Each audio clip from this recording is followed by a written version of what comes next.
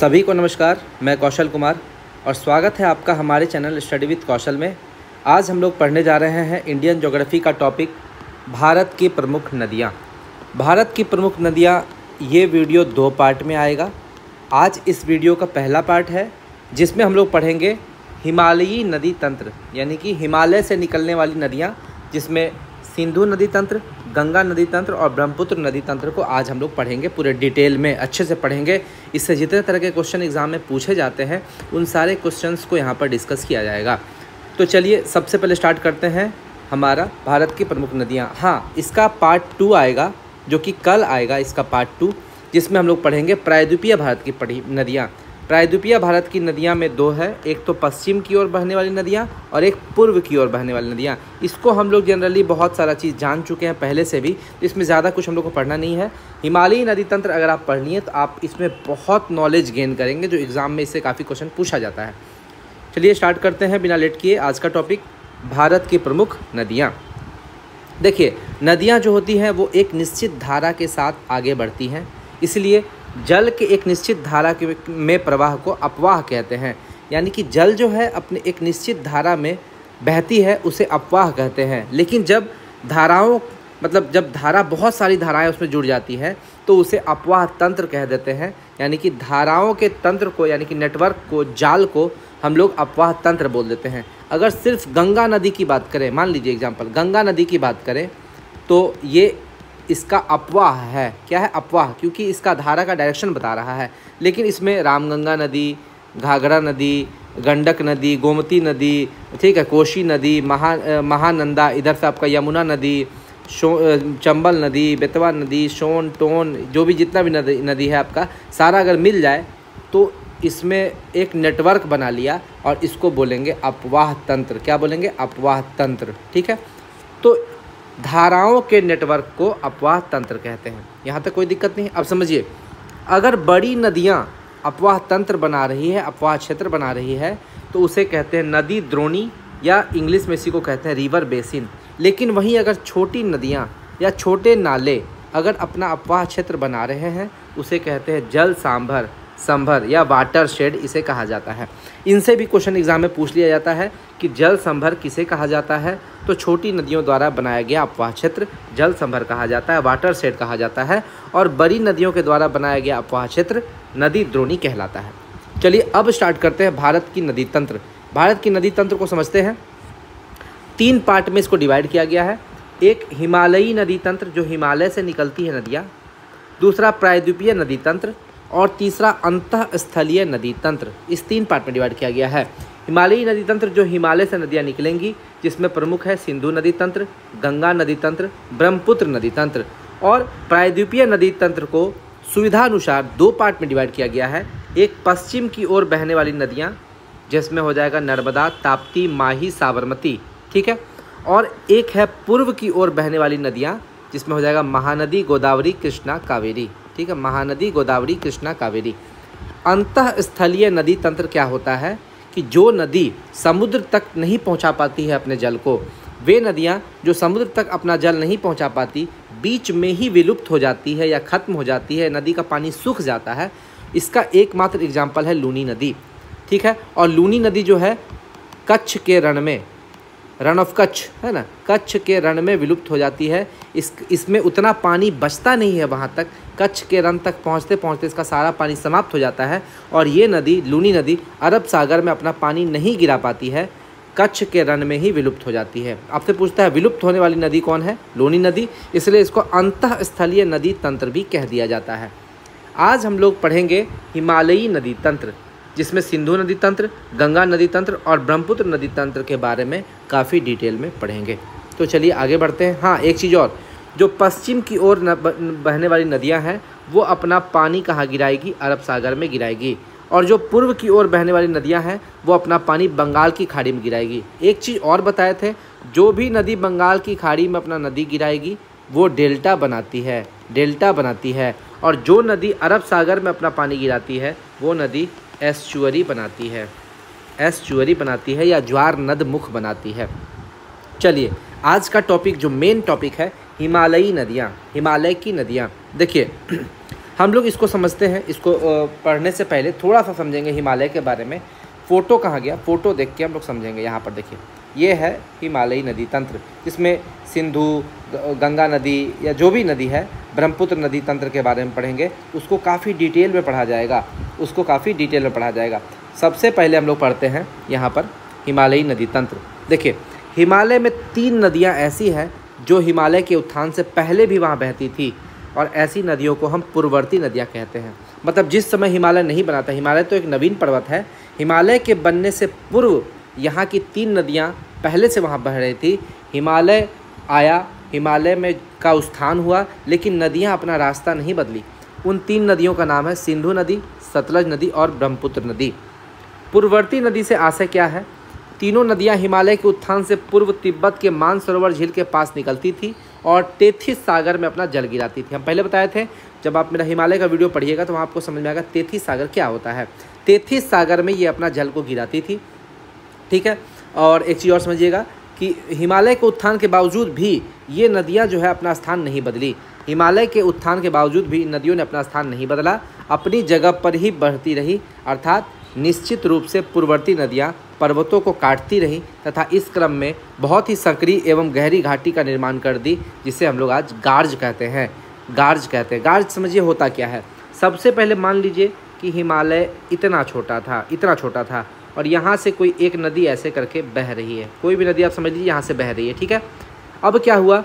हिमालय का उत्थान हुआ, हिमालय पहुँच गया यहाँ, लेकिन नदियाँ अभी भी इसको काटती रही, पहाड़ों को काटती रही और वो उसी स्थान से बहती रही, अपना रास्ता चेंज नहीं की। फिर हिमालय बढ़ा और ऊपर हो गया, हिमालय बढ़ के यहाँ तक हो गया, लेकिन नदी ने अपना रास्ता नहीं बदला।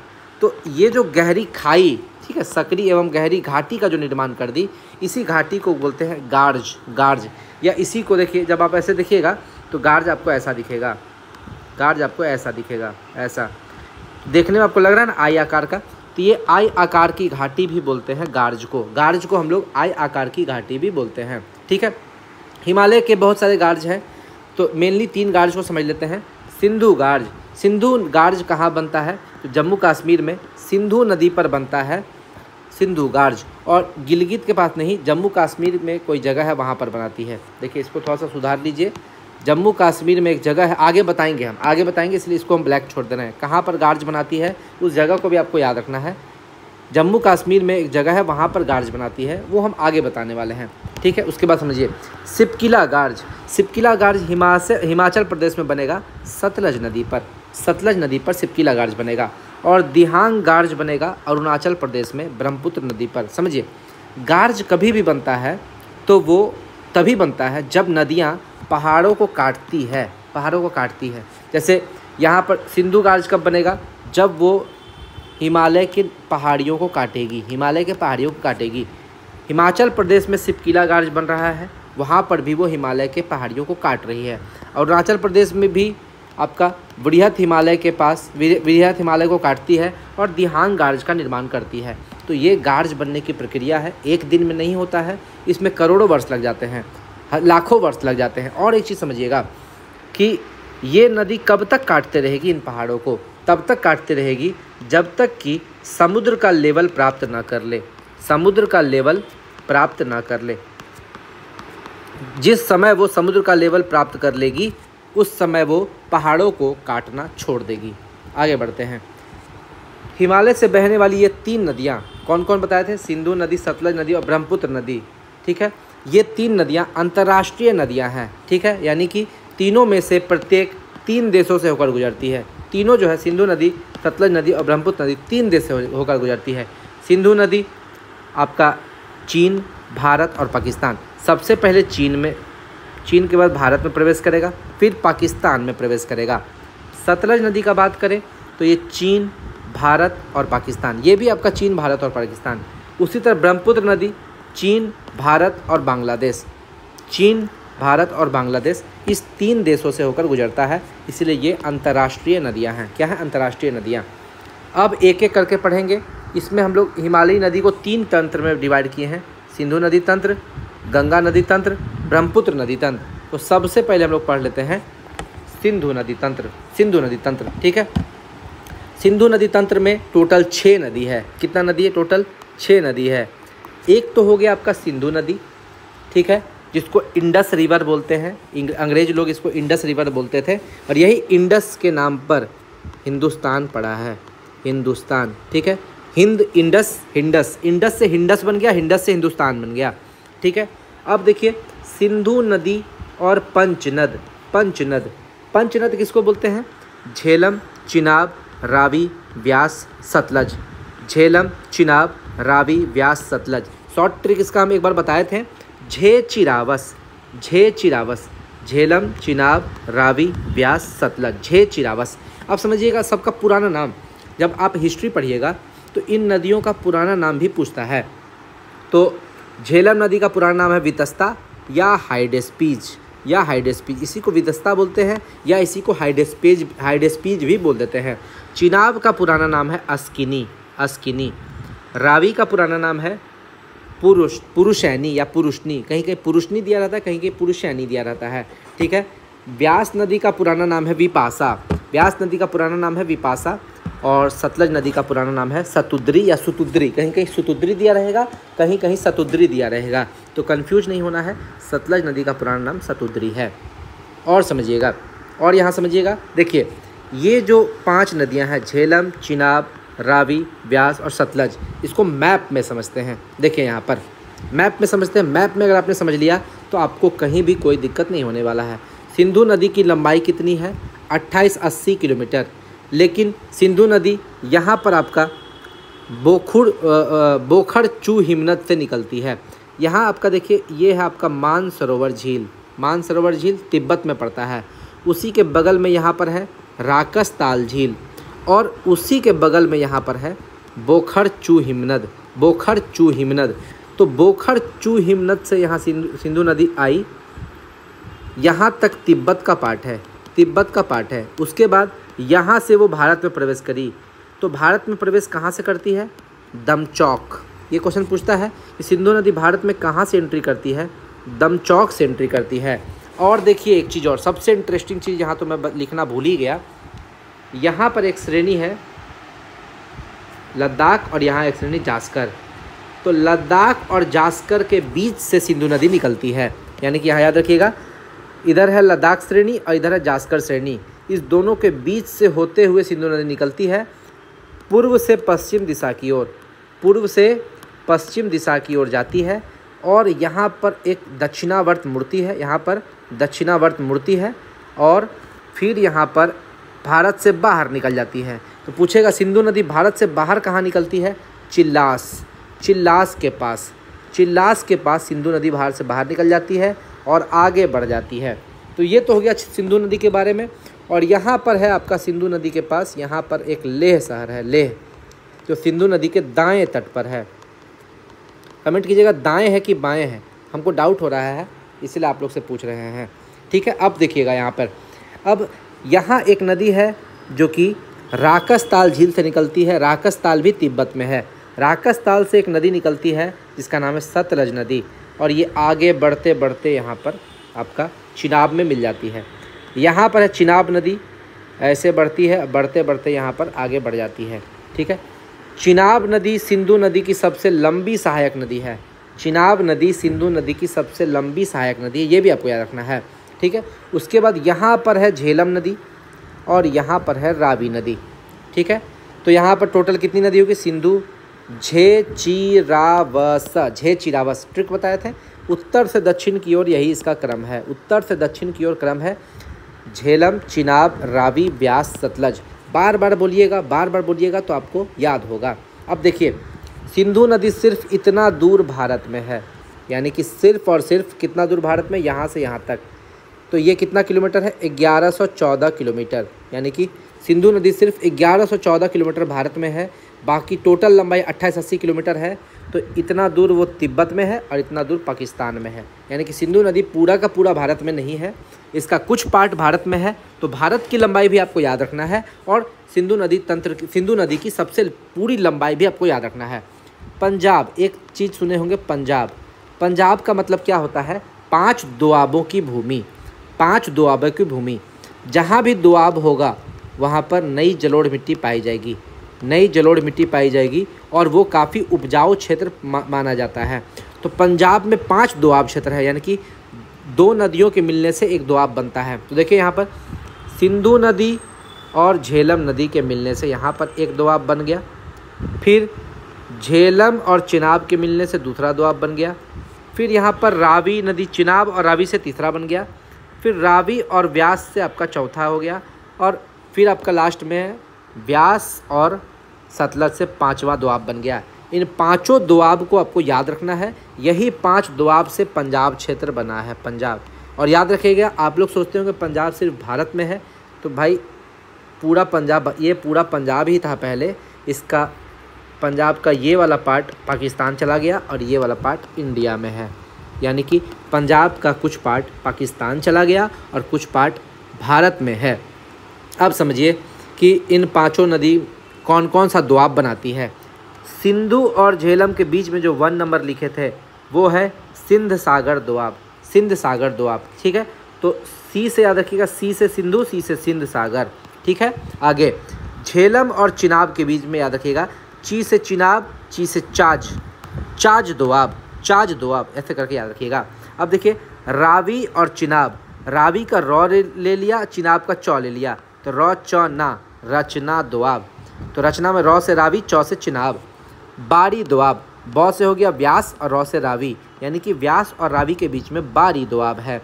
और सतलज और व्यास के बीच में विस्त, वी से हो गया व्यास और सौ से हो गया सतलज, विस्त दोआब। तो ये ट्रिक है आपको याद रखने का कि कौन कौन सा दोआब किस किस के बीच में आता है। अब समझिए यहाँ पर सिंधु नदी जल समझौता 1960 में हुआ था। सिंधु नदी जल समझौता भारत और पाकिस्तान के बीच में हुआ था, और ये जल समझौता 1960 में हुआ, ये भी पूछ देता है, और आजकल काफ़ी चर्चा में है। पहलगाम में जो हुआ था आपका घटना, उसके बाद भारत ने कहा कि हम पाकिस्तान का पानी रोक देंगे, तो वो सिंधु नदी जल समझौता का ही उल्लंघन था। देखिए सिंधु नदी जल समझौता जो है वो कहता क्या है, इसको समझना काफ़ी ज़रूरी है। देखिए यहाँ पर ये जो आपका 6 नदी है, ऊपर से नीचे तक देखिए 6 नदी है, सिंधु, झेलम, चिनाब, रावी, व्यास, सतलज। तो ऊपर का 3 नदी, ऊपर का 3 नदी का 80% पार्ट यूज करेगा पाकिस्तान, यानी कि ऊपर का 3 नदी का 80% कौन यूज करेगा, पाकिस्तान, और 20% यूज करेगा इंडिया, ठीक है। और नीचे का 3 नदी रावी, व्यास, सतलज, इसका 80% यूज करेगा भारत और 20% यूज करेगा पाकिस्तान। यही है सिंधु नदी जल समझौता। यहाँ समझिए, ऊपर का 3 नदी यानी कि सिंधु, झेलम और चिनाब, इसका 80% यूज करेगा पाकिस्तान और 20% यूज करेगा भारत। और नीचे की 3 नदी रावी, व्यास और सतलज, इसका 80% यूज करेगा भारत और 20% यूज करेगा पाकिस्तान। यही है सिंधु नदी जल समझौता। अब भारत मान लीजिए कभी भी ऊपर के 3 नदियों में कोई भी बांध बनाता है, कोई भी बांध बनाता है, इससे पाकिस्तान को बड़ा प्रॉब्लम होता है। बोलता है 80% यूज करने का मेरा समझौता में था, बांध बना के तुम मेरा पानी रोक देगा, हमको 80% यूज करने नहीं देगा। तो याद रखिए, ये जो चिनाब नदी है, इसमें जम्मू कश्मीर में 3 परियोजना है, सलाल, बगलिहार और दुलहस्ती, सलाल, बगलिहार और दुलहस्ती।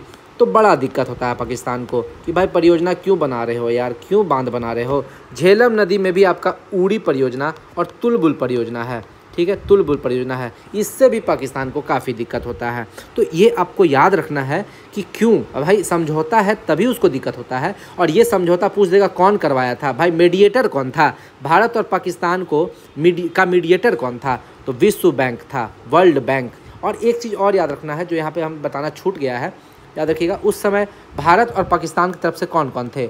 तो भारत की तरफ से अगर आपसे पूछे कौन थे, आपको याद रखना है, भारत की तरफ से जवाहरलाल नेहरू थे। 1960 में कौन होंगे भाई, ऑब्वियस सा बात है, जवाहरलाल नेहरू होंगे। तो भारत की तरफ से थे जवाहरलाल नेहरू। और पाकिस्तान की तरफ से थे जनरल अयूब खां, जनरल अयूब खां, अयूब खां। तो इन दोनों का नाम भी आप याद रखिएगा। जो सिंधु नदी जल समझौता कराने के पीछे इन्हीं दोनों का, ये इन्हीं दोनों ने ही सिंधु नदी जल समझौता में अपनी भूमिका निभाई थी। अब हम लोग आगे समझते हैं कुछ चीज़ और इम्पोर्टेंट चीज़ समझते हैं जो बहुत ज़रूरी है। देखिए, सिंधु नदी और ये पांचों नदी, सिंधु की पांचों नदियाँ एक साथ कहाँ पर मिलती है? ये यहाँ पर मिलती है और ये क्षेत्र है आपका मिठानकोट पाकिस्तान में। पठानकोट मत बोल दीजिएगा, पठानकोट भारत में है। इस जगह का नाम है मिठानकोट और मिठानकोट पाकिस्तान में है। इसी मिठानकोट में आपका इधर से सतलज नदी, झेलम, चिनाब, रावी, व्यास सारी नदियाँ यहाँ पर मिलती है। और याद रखिएगा, सिंधु नदी तंत्र अरब सागर में गिरती है, यहाँ से ऊपर से आएगी, अरब सागर में गिरेगी। हम पहले ही बता चुके थे, जितनी भी प्रायद्वीपीय भारत की नदियाँ थी अरब सागर में गिरती है और एस्चुअरी का निर्माण करती है, एस्चुअरी का निर्माण करती है। लेकिन सिंधु नदी जो है आएगी और यहाँ पर डेल्टा का निर्माण करेगी, डेल्टा का निर्माण करेगी। देखिए, बड़ा इंपॉर्टेंट क्वेश्चन हो गया। अच्छा, डेल्टा वर्ड सुनते होंगे तो आपको समझ में आता है कि डेल्टा आखिर है क्या। देखिए, कोई भी नदी, हम यहाँ थोड़ा सा समझा देते हैं, कुछ एक्स्ट्रा फैक्ट्स है। देखिए, ये नदी आई, थोड़ा सा बड़ा बनाते हैं। ये नदी आई और यहाँ पे अनेक वितरिकाओं में डिवाइड हो गई। क्यों डिवाइड होती है इसको भी समझ लीजिए, पहले यहाँ मिटा देते हैं। ये नदी आ रही है, अपने साथ बालू, गिट्टी, मिट्टी वगैरह सारा चीज़ को लेके आएगी। ये काफ़ी स्पीड में आएगी, लेकिन जैसे ही इसका स्पीड कम होगा, बालू, गिट्टी, जो भी मिट्टी, पत्थर जो भी ये लाएगी अपने साथ, वो इस नदी का रास्ता अवरुद्ध करने लगेगी। ये इसके खुद का रास्ता अवरुद्ध करने लगेगी, जिसके कारण क्या होगा, ये अनेक वितरिकाओं में डिवाइड हो जाएगी, अनेक वितरिकाओं में डिवाइड हो जाएगी। और इसी को बोल देते हैं डेल्टा। इसी को क्या बोल देते हैं? डेल्टा। इसी को हम लोग डेल्टा बोल देते हैं। समझिए, डेल्टा क्यों बोलते हैं? मैथ में जो डेल्टा होता है, ऐसे डेल्टा, इसको क्या बोलते हैं? डेल्टा। मैथ में एक सिंबल होता है, इसको डेल्टा, और यहाँ पर भी आपको एक सिंबल दिख रहा है, इसको हम लोग डेल्टा बोलते हैं, डेल्टा बोलते हैं। ठीक है, तो इस चीज़ को भी आपको याद रखना है। और एक चीज़ समझिएगा, ये जो डेल्टा है, इसको सबसे पहले किसने देखा था? हेरोडोटस। याद रखिएगा, हेरोडोटस। ठीक है, सबका नाम याद रखना है। डेल्टा को सबसे पहले किसने देखा था? हेरोडोटस। हेरोडोटस ने डेल्टा को देखा था नील नदी में, नील नदी में देखा था। तो आप एक बार देखिएगा, हमको डाउट लग रहा है कि नील नदी है कि नहीं, एक बार कंफर्म कर लीजिएगा। ठीक है, हम इसलिए जहाँ पे हमको डाउट होगा हम आपको बता देंगे कि वहाँ पे डाउट है। नील नदी में देखा था डेल्टा को। तो डेल्टा, इन्होंने ही डेल्टा के बारे में सुझाया कि डेल्टा क्या होता है, क्यों बनता है डेल्टा। ठीक है, अब आगे आते हैं।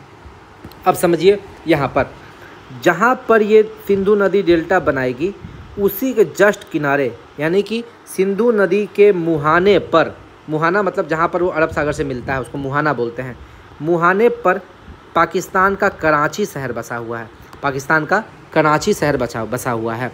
उसके बाद देखिए, और हम लोग एक चीज़ समझते हैं, यहाँ पर है सतलज नदी और यहाँ पर है व्यास नदी। सतलज और व्यास नदी यहाँ पर मिलती है। ठीक है, और यहाँ पर किस स्थान पर मिलेगी? पंजाब के कपूरथला के पास हरिके बैराज में मिलेगी, हरिके बैराज में मिलेगी, पंजाब के कपूरथला के पास है। ठीक है, आप बताइएगा कपूरथला में रेलवे का कौन सा फैक्ट्री है? कमेंट करके बताइएगा, कपूरथला में रेलवे का कौन सा फैक्ट्री है जो फेमस है। अब देखिए, हरिके बैराज यहाँ पर है, यहाँ से एक नहर निकाल दी गई है, एक नहर निकाल दी गई है जिसको इंदिरा गांधी सागर बोलते हैं। इंदिरा गांधी सागर फेमस क्यों है? क्योंकि ये भारत की सबसे लंबी नहर है, ये भारत की सबसे लंबी नहर है। और याद रखिएगा, भारत की जो सबसे लंबी नहर है ही, ये विश्व की, पूरे विश्व की सबसे बड़ी सिंचाई परियोजना भी है, विश्व की सबसे बड़ी सिंचाई परियोजना भी है। ठीक है, तो ये था इंदिरा नगर सागर के बारे में। और समझिएगा, यहाँ पर तो बता ही दिए, सिंधु नदी के किनारे लेह शहर बसा है, झेलम नदी के किनारे श्रीनगर शहर बसा है। और श्रीनगर शहर को बसाने वाले कौन थे? अशोक, सम्राट अशोक। ठीक है, और एक चीज़ समझिएगा कि झेलम नदी जो है वो कश्मीर घाटी का निर्माण करती है, कश्मीर घाटी का निर्माण करती है। और झेलम नदी के पास ही, झेलम नदी से ही वूलर झील का निर्माण होता है। और ये वूलर झील जो है वो एक गोखुड़ झील का एग्जाम्पल है, आगे बताएंगे गोखुड़ झील क्या होता है। और वूलर झील जो है वो भारत की सबसे बड़ी मीठे पानी की झील है, भारत की सबसे बड़ी मीठे पानी की झील है, ये याद रखना है। ठीक है, चिनाब, रावी, व्यास, सतलज सब हो गया। हाँ, अब हम लोग आगे बढ़ते हैं, नदियों का उद्गम स्थान देख लेते हैं। जितनी भी 6 नदी हैं, इन 6 नदी का उद्गम स्थान हम कभी एग्जाम में पूछ लेता है। एग्जाम में देखिए क्वेश्चन आपसे कैसा पूछेगा, बड़ा इंटरेस्टिंग क्वेश्चन पूछता है कि सिंधु नदी तंत्र में जो 6 नदियां हैं उसमें से तिब्बत से कौन नदी निकलती है, जम्मू कश्मीर से कौन नदी निकलती है, हिमाचल प्रदेश से कौन नदी निकलती है। आपसे पूछेगा तिब्बत से कौन नदी निकलती है तो आपको 2 मारना है, एक तो सबसे ऊपर एक सबसे नीचे, एक सबसे ऊपर एक सबसे नीचे। तो तिब्बत से निकलती है सिंधु नदी जो कि मानसरोवर झील से निकलती है। मानसरोवर झील के पास कहाँ से बताइए, कौन चू झील, देखिए बोखर चू हिमनद, कौन था, बोखर चू हिमनद, यहाँ लिख देते हैं बोखर चू हिमनद से निकलती है। उसके बाद और एक चीज़ समझिएगा, ये जो हाँ यहाँ पे सतलज नदी है वो मानसरोवर के पास ही है, एक राकसताल झील वहाँ से निकलती है और ये भी तिब्बत का पार्ट है।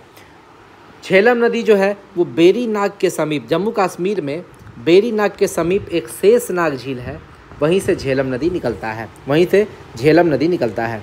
ठीक है, और बात करते हैं चिनाब, रावी और व्यास, ये तीनों नदियाँ हिमाचल प्रदेश से निकलती है। एक एक करके देखते हैं। चिनाब नदी बारालाचला दर्रा से निकलती है। हिमाचल प्रदेश में टोटल दर्रों का ट्रिक हम आपको बताए थे। रोहित बड़ा शर्मीला है, बताए थे, रोहित बड़ा शर्मीला है। ठीक है, तो रोहित से हो गया रोहतांग दर्रा। ठीक है, बड़ा से हो गया बारालाचला दर्रा, और शर्मिला से हो गया सिपकीला दर्रा। ठीक है, तो आपको यही याद रखना है, रोहतांग दर्रा से आपका निकलता है, रौ से रोहतांग, रौ से रावी नदी, और बारालाचला दर्रा से आपका कौन निकलता है बताइए, चिनाब नदी। ठीक है, सिपकीला दर्रा से कोई नदी निकलता नहीं है, लेकिन यहाँ से भारत में प्रवेश करता है सतलज नदी। चलिए आगे बढ़ते हैं। पहले इतना तो समझ लिए कौन नदी कहाँ से निकलता है। अब एक एक करके हम लोग देखिए। एक चीज़ और पूछता है कि भारत में जितनी नदियाँ हैं उनमें नदियों का क्रम आपसे पूछ लेता है कि कौन नदी सबसे बड़ी है, कौन नदी दूसरी सबसे बड़ी है, तीसरी सबसे बड़ी है, ऐसे क्वेश्चन पूछ लेता है।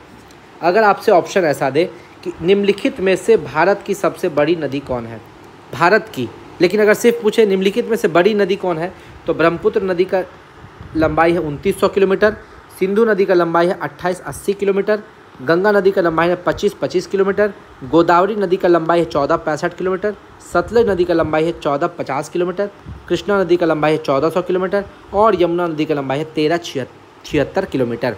तो ये तो नदियों का क्रम है, लेकिन ब्रह्मपुत्र नदी भारत में पूरा नहीं बहती है। भारत में सिर्फ कुछ दूर बहती है, असम वाले पार्ट में और अरुणाचल प्रदेश वाले पार्ट में। इसकी भारत में लंबाई मात्र 916 किलोमीटर है, मात्र 916 किलोमीटर है। सिंधु नदी जो है वो 2880 किलोमीटर इसकी लंबाई है, लेकिन भारत में इसकी लंबाई 1114 किलोमीटर। गंगा नदी की लंबाई 2525 किलोमीटर। ठीक है, तो अब यहाँ समझिएगा, अगर आपसे क्वेश्चन पूछेगा सबसे लंबी नदी कौन है तो ब्रह्मपुत्र मार देंगे, लेकिन पूछेगा भारत में सबसे लंबी नदी कौन है तो ब्रह्मपुत्र नदी की तो भारत में लंबाई बहुत कम हो जाता है, सतलज सिंधु की भी बहुत कम हो जाती है। तो भारत की सबसे लंबी नदी 2525 किलोमीटर गंगा नदी हो जाएगा। याद रखिएगा, गंगा नदी भारत की सबसे बड़ी और सबसे लंबी नदी है, लंबी और सबसे बड़ी नदी है। बड़ी क्यों? क्योंकि ये सर्वाधिक जल ग्रहण क्षेत्र इसी का है, सबसे ज़्यादा जल ग्रहण क्षेत्र इसी का है, गंगा नदी का है। और कितना है? 8.61 lakh kilometre, 8.61 lakh kilometre square इसका जल ग्रहण क्षेत्र है। और बात करें गोदावरी नदी 1465 किलोमीटर। ठीक है, देखिए ये अभी भी सिंधु से लंबा है, ब्रह्मपुत्र से लंबा है, यानी कि गोदावरी नदी जो है वो भारत की दूसरी सबसे बड़ी नदी है। ठीक है, गंगा नदी आपका हिमालय से बहता था और गोदावरी नदी प्रायद्वीपीय भारत के पठार से निकलती है, इसीलिए आपको याद रखना है प्रायद्वीपीय भारत की सबसे लंबी नदी गोदावरी नदी हो जाएगा, क्योंकि गंगा नदी तो हिमालय से निकलता है। अब आगे बात करते हैं सतलज नदी 1450 किलोमीटर। ठीक है, कृष्णा नदी का बात करें, देखिए सतलज नदी भी पूरा भारत में नहीं गिरता है, कुछ पार्ट इसका पाकिस्तान में भी जाता है, इसलिए सतलज नदी का ये लेंथ भी हम लोग नहीं लेंगे। सतलज नदी से बड़ा हो जाता है भारत में कृष्णा नदी, इसीलिए भारत की तीसरी सबसे बड़ी नदी हो जाएगी कृष्णा नदी। सतलज मत मारिएगा, 1450 में मत जाइएगा, 1450 जोड़ के है, भारत और पाकिस्तान को जोड़ के है, इसीलिए इसमें पाकिस्तान वाला पार्ट को हटाएंगे तो इस 1400 से कम हो जाएगा, तो कृष्णा नदी 3rd नंबर पर आ जाएगा। भारत की तीसरी सबसे बड़ी नदी और प्रायद्वीपीय भारत का बात करें प्रायद्वीपीय भारत की दूसरी सबसे बड़ी नदी आपका कृष्णा नदी हो जाएगी। और कृष्णा नदी के बाद आपका नंबर आता है यमुना नदी का 1376 किलोमीटर, चौथी सबसे बड़ी नदी भारत की। तो इसको आप याद रखिएगा, कभी कभी इससे भी आपका क्वेश्चन पूछ देता है। आगे आते हैं सिंधु नदी तंत्र की कुछ प्रमुख परियोजनाएं। ये परियोजनाएं भी आपका एग्जाम के पर्पज से काफ़ी इंपॉर्टेंट हो जाता है। देखिए जम्मू कश्मीर में सबसे पहले जम्मू कश्मीर में कौन कौन परियोजना है, नदी वाइज देख लेंगे। नदी वाइज देखिए नीमो बाजागो परियोजना, नीमो बजागो परियोजना, नीमो बजागो परियोजना जो है सिंधु नदी पर है जम्मू कश्मीर में। तुलबुल परियोजना झेलम नदी पर, देखिए झेलम नदी पर दो है, तुलबुल और उड़ी, ये दोनों परियोजना आपका झेलम नदी पर है। किशन गंगा परियोजना का बात करें तो ये किशन गंगा नदी में है और किशन गंगा नदी आपका झेलम की सहायक नदी है, झेलम की सहायक नदी है। किशन गंगा नदी को पाकिस्तान में नीलम नदी कहते हैं। तो आपसे इससे क्वेश्चन पूछ सकता है किशन गंगा परियोजना कहाँ पर है, जम्मू कश्मीर। किसकी सहायक नदी है, झेलम की सहायक नदी है। और किशन गंगा नदी को पाकिस्तान में क्या बोलते हैं, नीलम नदी बोलते हैं। ठीक है, ये 3 क्वेश्चन पूछ देगा। उसके बाद चिनाब नदी पर जम्मू कश्मीर में 3 परियोजना बनाया गया है, सलाल, बगलिहार, दुलहस्ती। यहाँ देखिए बीपीएसएससी 1000 बार क्वेश्चन पूछता है। बिहार दरोगा के लिए तो ये फेवरेट टॉपिक है भारत की नदियाँ। अगर आप बिहार दरोगा की तैयारी करना चाह रहे हैं तो 2 से 3 क्वेश्चन हर साल ये पूछता है, हर साल। ठीक है भाई, 85 क्वेश्चन आपका जीके का है। ज्योग्राफी में आएगा ही आएगा आपका 10 से 12 क्वेश्चन आएगा, और हिस्ट्री आपका 20 क्वेश्चन आ जाता है। तो इसलिए आपको हिस्ट्री पे ज़्यादा फोकस करना है। साइंस आपका 25 से 30 आ जाता है, 25 क्वेश्चन आपका साइंस आ जाता है। तो आपको थोड़ा सा हल्का एफर्ट लगाना है और जीके को थोड़ा मजबूत करना है। अब आते हैं हिमाचल प्रदेश की प्रमुख परियोजनाएं। देखिए चामेरा परियोजना, चामेरा परियोजना हिमाचल प्रदेश में है और रावी नदी पर है। पोंग बांध, पोंग बांध का बात करें तो ये व्यास नदी पर है, व्यास नदी पर, और ये हिमाचल प्रदेश की है परियोजना।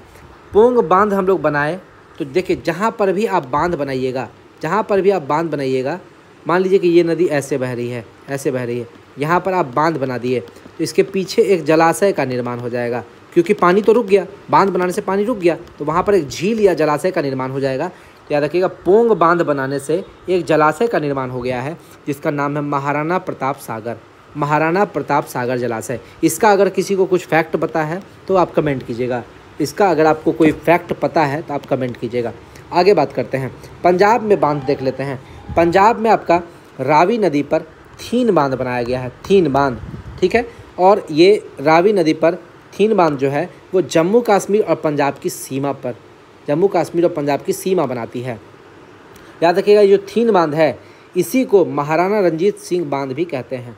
यहाँ देखिए अंतर क्या है, महाराणा प्रताप सागर और यहाँ महाराणा रंजीत सिंह बांध, दोनों में अंतर है, कंफ्यूज नहीं कीजिएगा। अब देखिए पंजाब में भाखड़ा बांध, भाखड़ा बांध जो है वो हिमाचल प्रदेश में है और नांगल बांध आपका पंजाब में है। यहाँ भी बड़े लोग कंफ्यूज करते हैं। भाखड़ा नांगल परियोजना, देखिए एक परियोजना था भाखड़ा नांगल परियोजना, सबको लगता है कि भाखड़ा और नांगल एक ही जगह है, तो ये गलती मत कीजिएगा। एक साथ जब ये परियोजना आया तो एक साथ आया, तो जो पार्ट हिमाचल प्रदेश में, इस परियोजना का जो पार्ट हिमाचल प्रदेश में था उसको भाखड़ा बांध कहा गया और जो पार्ट पंजाब में था उसको नांगल बांध कहा गया। अब समझिएगा भाखड़ा बांध बनाने से, यानी कि हिमाचल प्रदेश में, समझिएगा हिमाचल प्रदेश में भाखड़ा बांध बनाने से जो आपका जलाशय का निर्माण हुआ, जो झील का निर्माण हुआ, उसे बोलते हैं गोविंद सागर झील। क्या बोलते हैं, गोविंद सागर झील।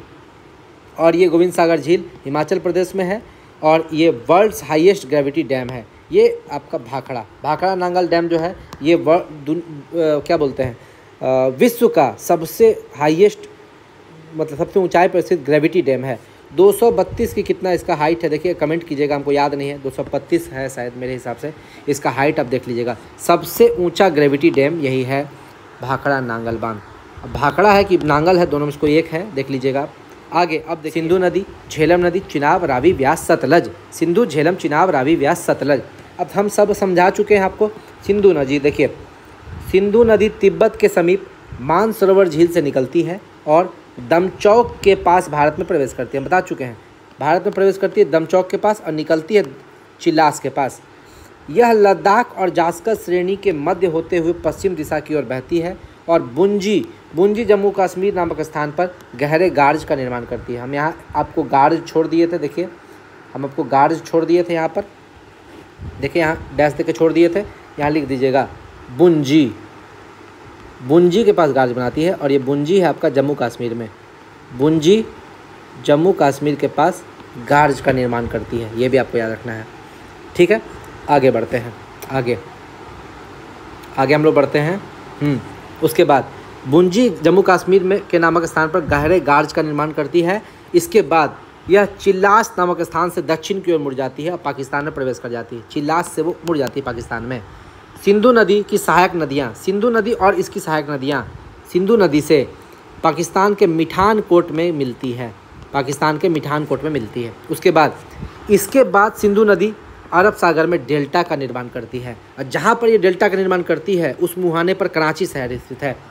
भारत का लेह शहर जो है वो सिंधु नदी के दाएं तट पर, देखिए दाएं तट पर यहाँ लिखे हैं, दाएं तट पर है। और पाकिस्तान का कराची शहर जो है वो सिंधु नदी के मुहाने पर स्थित है। जहाँ पर सिंधु नदी डेल्टा बनाती है उसी के बगल में आपका कराची शहर बसा हुआ है। अब देखिए कुछ नदियाँ सिंधु की सहायक नदी है, जिसमें ये 7 को आपको याद रखना है। सिंधु की 7 सहायक नदी, झेलम, चिनाब, रावी, व्यास, सतलज के अलावा तो सिंधु नदी में कुछ नदी बाएं तरफ से मिलती है। देखिए बाएं और दाएं समझिएगा।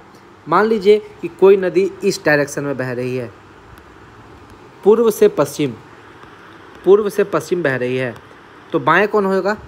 दक्षिण जो होगा वो बाएं हो जाएगा, और उत्तर जो होगा वो दाएं हो जाएगा। यानी कि इधर साइड हो जाएगा दाएं और इधर साइड हो जाएगा बाएं। लेकिन कोई नदी वेस्ट से ईस्ट की तरफ बह रही है तो आपका लेफ्ट हो जाएगा ऊपर और राइट हो जाएगा नीचे। इधर हो जाएगा लेफ्ट और इधर हो जाएगा राइट। ठीक है, जिधर साइड नदी बह रहा है उधर आप अपना फेस कर लीजिए, और लेफ्ट हैंड जो उठाइएगा वो लेफ्ट साइड हो जाएगा और राइट हैंड जो उठाइएगा वो राइट साइड हो जाएगा। आगे बढ़ते हैं। तो सिंधु नदी के बाएं तरफ से कौन नदी मिलती है? जास्कर, सियांग और गिलगित। और सिंधु नदी के दाएं तरफ से कौन कौन नदी मिलती है? श्योक, काबुल, कुर्रम और गोमल। श्योक, काबुल, कुर्रम और गोमल, ये सिंधु नदी के दाएं तरफ से मिलती है, तो ये भी आपको याद रखना है। आगे बढ़ते हैं। झेलम नदी, अगला नदी है झेलम नदी। झेलम नदी निकलता कहाँ है? झेलम नदी जम्मू कश्मीर के बैरीनाग के समीप शेषनाग झील से निकलता है। बता चुके हैं सब कुछ, कौन नदी कहाँ से निकलता है। और फिर उसके बाद श्रीनगर से होते हुए वूलर झील में मिल जाती है, यानी कि श्रीनगर जो है वो झेलम नदी के पास स्थित है, और वूलर झील झेलम नदी से ही बना है। देखिए सारा फैक्ट इसी में छुपा हुआ है।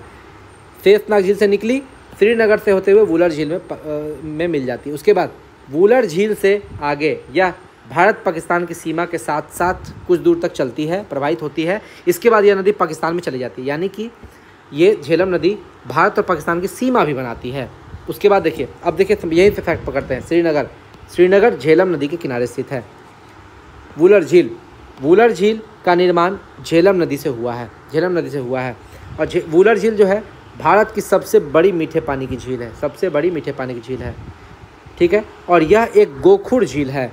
देखिए होता क्या, झेलम नदी जो है, झेलम नदी अपने ही रास्ता को अवरुद्ध कर लेती है और विसर्पण करने लगती है। विसर्पण करने से ही आपका गोखुर झील का निर्माण होता है। तो ये देखिए, ये नदी ऐसे ऐसे विसर्पण कर रही थी। जब नदी बहुत ज़्यादा विसर्पण करने लगती है तो उसका एक पार्ट उस नदी से अलग हो जाता है। तो ये नदी ऐसे बहने लगी और इसका ये नीचे वाला जो पार्ट था वो अलग होकर एक झील का निर्माण कर देता है। इसी को बोलते हैं गोखुर झील। ये गाय के खूर की तरह लगता है, इसलिए इसे गोखुर झील कहते हैं। इंग्लिश में इसको ऑक्स बो लेक बोलते हैं। याद रखिएगा, वूलर झील जो है वो एक गोखुर झील का ही एग्जाम्पल है, और ये झेलम नदी के विसर्पण से इसका निर्माण होता है। और हम लोग एक चीज़ समझा देते हैं आपको कि विश्व की सबसे बड़ी गोखुर झील कौन है? तो ये कांवड़ ताल झील है। कांवड़ ताल झील बेगूसराय में है। ये इस झील का खासियत यही है कि विश्व का सबसे बड़ा गोखुर झील है। चलिए आगे बढ़ते हैं। अब झेलम नदी जो है वो कश्मीर घाटी का निर्माण करती है। देखिए यहाँ ढाल कम होने के कारण झेलम नदी बह रहा था, जहाँ पर ढाल कम हो गया वहाँ घाटी बन गया। जहाँ भी उसका ढाल कम होगा वहाँ नदी स्लो हो जाएगा और विसर्पण करना स्टार्ट कर देगा। तो क्या हो गया, तो कश्मीर घाटी के पास उसका ढाल कम हो गया तो ढाल कम होने के बाद वो नदी एक विसर्पण करने लगती है। याद रखिएगा, झेलम नदी हिमालयी क्षेत्र की एकमात्र विसर्पण करने वाली नदी है। इसके अलावा और कोई भी नदी विसर्पण नहीं करती है, क्योंकि उसका स्पीड कम नहीं होता है, ढाल कम नहीं होता है। ढाल कम नहीं होने की वजह से वो विसर्पण नहीं करती है, इसके बाद बात करें जम्मू का झेलम नदी जम्मू कश्मीर में अनंतनाग से बारामूला तक नौकागम्य है। अनंतनाग से बारामूला तक नौकागम्य है, ठीक है, यानी कि वहाँ पर बोट आप चला सकते हैं। झेलम नदी भारत और पाकिस्तान की सीमा भी बनाती है कुछ दूर तक, ठीक है। उसके बाद झेलम नदी की सहायक नदी एक हम आपको बताए थे, किशन गंगा नदी। और ये किशन गंगा नदी जो है, इसी पर किशन गंगा परियोजना जम्मू कश्मीर में बनाया गया है, और इस किशन गंगा नदी को पाकिस्तान में नीलम नदी के नाम से जाना जाता है। तो ये सारा फैक्ट हम बता दिए हैं, उसी को रिवीजन करवा रहे हैं। आगे आते हैं, रावी नदी का बात करते हैं। रावी नदी, ये रावी नदी वही है जहाँ पर जवाहरलाल नेहरू ने 1929 में लाहौर अधिवेशन किया था और भारत स्वतंत्रता की मांग, पहला झंडा फहराया था, स्वतंत्रता के लिए झंडा फहराया था। कहा था कि हमारी मांगें पूरी नहीं करेंगे, तो रावी नदी के तट पर पंडित जवाहरलाल नेहरू अध्यक्ष थे और इन्होंने रावी नदी के तट पर झंडा फहराया था।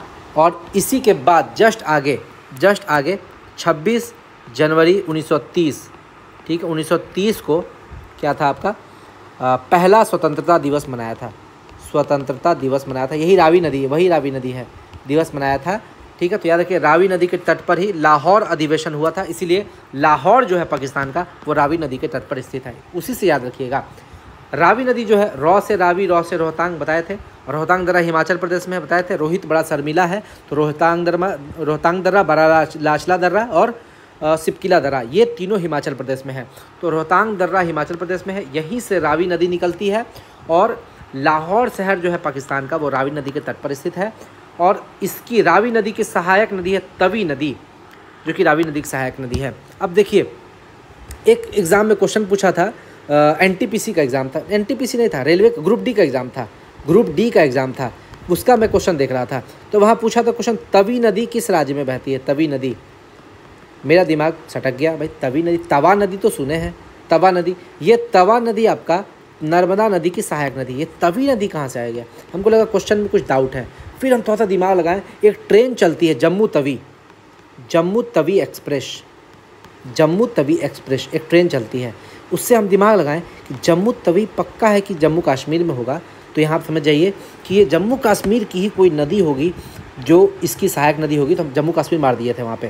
तो आप समझिएगा, तवी नदी जो है ये रावी नदी की सहायक नदी है, जबकि तवी नहीं तवा बात करें तो वो नर्मदा नदी की सहायक नदी है। तवा नदी नर्मदा नदी की सहायक नदी है। तो यहाँ पर किसी को कोई डाउट नहीं होना चाहिए। आगे बढ़ते हैं, चिनाब नदी का बात करें तो ये सिंधु नदी की सबसे बड़ी सहायक नदी है।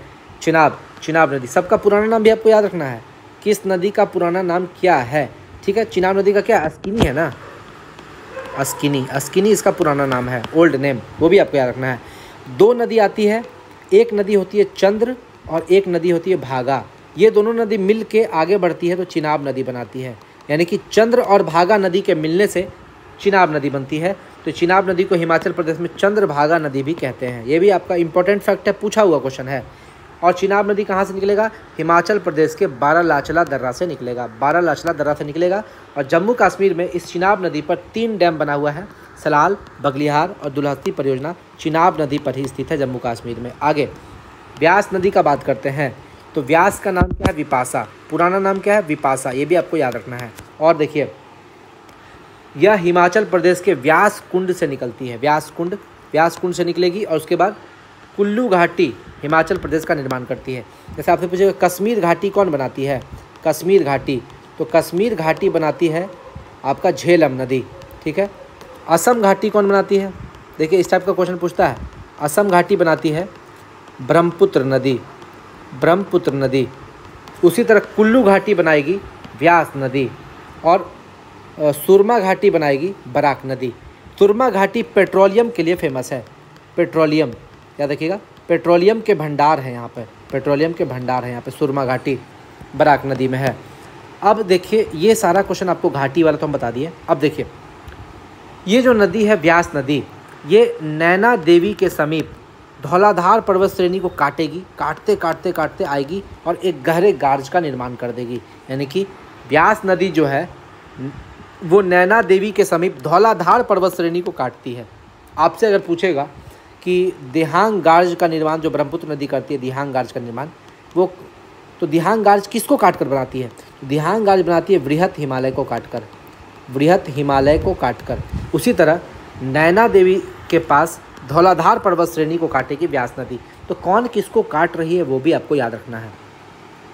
व्यास नदी सतलज की सहायक नदी है। आपसे क्वेश्चन पूछेगा कि व्यास नदी, देखिए आपको फिगर देखिएगा तो समझ में आ जाएगा। फिगर देखिए कहाँ चल गया, बड़ा दूर चला गया फिगर। हाँ देखिए, व्यास नदी यहीं पर मिल जाता है सतलज से, यानी कि ये नदी पाकिस्तान नहीं जाता है, बल्कि बाकी सारा नदी आपका पाकिस्तान जाता है। सारा सतलज भी पाकिस्तान जाता है, सारा नदी पाकिस्तान जाता है। सिर्फ व्यास नदी जो है वो भारत में ही सतलज में मिल जाता है, वो पाकिस्तान नहीं जाता है। तो इसको भी आप देख लीजिए यहाँ पर। व्यास नदी कहाँ गया? हाँ, यह व्यास नदी सिंधु नदी तंत्र की एकमात्र नदी जो पाकिस्तान में प्रवेश नहीं करती है। पंजाब के कपूरथला के निकट हरिके नामक स्थान पर व्यास नदी सतलज नदी में मिल जाती है। कहाँ पर मिलती है? कपूरथला के पास हरिके नामक स्थान पर। और यही हरिके के पास व्यास नदी से एक नहर निकाल दिया गया है, इंदिरा गांधी नहर। और ये भारत का सबसे बड़ा नहर है और विश्व का सबसे बड़ा सिंचाई परियोजना है। बता चुके हैं। आगे अब सतलज नदी का बात करते हैं।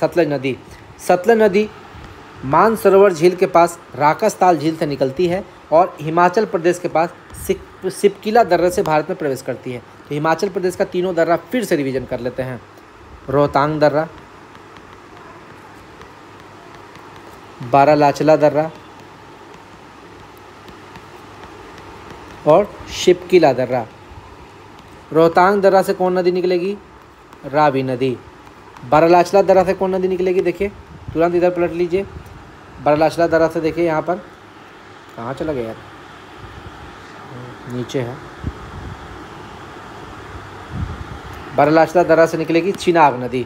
तो फिर से लिख देते हैं, रोहतांग दर्रा से रावी नदी, ठीक है। बारालाचला दर्रा से चिनाब नदी और सिपकिला दर्रा से सतलज नदी निकलती नहीं है। इस दर्रा से भारत में प्रवेश करती है। कौन? सतलज नदी भारत में प्रवेश करेगी। सतलज नदी निकलती है राकसताल से। याद रखिएगा, राकसताल से निकलेगी, लेकिन सिपकिला दर्रा के पास वो भारत में प्रवेश करेगी। इसका 3 एरिया है। सबसे पहले हिमाचल प्रदेश में भारत में घुसेगी। जैसे ही सिपकिला दर्रा से घुसेगी तो वो हिमाचल प्रदेश में घुसी, हिमाचल प्रदेश के बाद पंजाब के बाद वो पाकिस्तान चली जाएगी। यानी कि देखिए यहाँ ये सतलज नदी है आपका, सतलज नदी, इसमें व्यास नदी मिला, ठीक है। व्यास नदी कहाँ पर मिला? हरिके बैराज कपूरथला, पंजाब के कपूरथला के पास। और यहीं से एक नहर निकाल दिया गया है, इंदिरा गांधी नहर, जो कि भारत की सबसे लंबी नहर है और विश्व की सबसे बड़ी सिंचाई परियोजना है। ये भी याद हो गया। आगे बढ़ते हैं। तो ये हमारा सिंधु नदी तंत्र समाप्त हो गया। अब 2 बचा हुआ है, एक तो गंगा नदी तंत्र और एक ब्रह्मपुत्र नदी तंत्र। इस दोनों को काफ़ी अच्छे से समझना है। बहुत सारा फैक्ट है इसमें, बहुत कुछ समझने वाला चीज़ है, जिसको समझिएगा और आपको एग्ज़ाम में कभी भी कोई दिक्कत नहीं होगा। चलिए सबसे पहले आगे बात करते हैं। गंगा नदी भारत की सबसे लंबी और सबसे बड़ी नदी है। सबसे लंबी और सबसे बड़ी नदी है। लंबी इसलिए क्योंकि इसकी लंबाई 25 किलोमीटर है। क्योंकि ब्रह्मपुत्र की लंबाई 2900 है और 2880 किसकी लंबाई है? सिंधु नदी की लंबाई है। लेकिन ये कम्प्लीटली भारत में फ़्लो नहीं करता है, इसीलिए इसको फड़ा देता है, इसको पीछे कर देता है गंगा नदी। ये कम्प्लीटली भारत में फ़्लो करता है। बाद में ये बांग्लादेश में जाता है, जहाँ पे पद्मा कहलाता है। तो 25 किलोमीटर इसका भारत में इसका लंबाई है। और सबसे बड़ी नदी इसको इसलिए बोलते हैं क्योंकि इसका जल ग्रहण क्षेत्र सबसे ज़्यादा है। 8.61 लाख किलोमीटर स्क्वायर इसका जल ग्रहण क्षेत्र है। 8.61 लाख किलोमीटर स्क्वायर ये है, याद रखिएगा। जल ग्रहण क्षेत्र बोलते किसको हैं? मुख्य नदी और सहायक नदी के बीच का जो क्षेत्र होता है उसको जल ग्रहण क्षेत्र बोलते हैं। ये भी आपको याद रखना है। अब देखिए, उत्तराखंड में जो गंगा नदी है वो पंचप्रयाग बनाती है। पंचप्रयाग उत्तराखंड में बनता है और ये पंचप्रयाग नदी गंगा नदी के बनने में काफ़ी योगदान रखता है। आपको याद क्या रखना है ट्रिक? पंचप्रयाग यानी कि वीणा कर्ण रुद्रदेव, बार बार बोलिएगा, वीणा कर्ण रुद्रदेव। वी का मतलब हो गया विष्णु प्रयाग, ना का मतलब देखिए, वी का मतलब हो गया विष्णु प्रयाग, ना का मतलब हो गया नंद प्रयाग कर्ण का मतलब हो गया कर्णप्रयाग, रुद्र का मतलब हो गया रुद्रप्रयाग और देव का मतलब हो गया देवप्रयाग। ठीक, और समझिए, इसको याद मत कीजिए, पहले मैप देखिए तब इसको हम लोग समझेंगे, मैप के बाद ही इसको समझेंगे। ठीक, अब देखिए यहाँ पर ये है आपका मैप, मैप देखिएगा। ठीक है, सबसे पहले यहाँ पर है गंगोत्री, गंगोत्री। ठीक है, गंगोत्री से निकला एक नदी भागीरथी, भागीरथी। ठीक है, यहाँ पर है चेराबाड़ी ग्लेशियर, ये गंगोत्री ग्लेशियर है, चेराबाड़ी भी एक ग्लेशियर है। ठीक है, चेराबाड़ी ग्लेशियर, चेराबाड़ी ग्लेशियर से आपका कौन नदी निकलेगा? मंदाकिनी। कौन नदी निकलेगा? मंदाकिनी, और यहाँ पे मिल जाएगा। यहाँ पर आपका एक नदी है, ग्लेशियर है सतोपथ ग्लेशियर, सतोपथ ग्लेशियर से निकलता है अलकनंदा। ये इंपॉर्टेंट है, आपको याद रखना है। सबसे इम्पोर्टेंट नदी है इसमें अलकनंदा, क्योंकि ये अकेली सारे में कॉमन है, सब में कॉमन है अलकनंदा। ठीक है, अलकनंदा।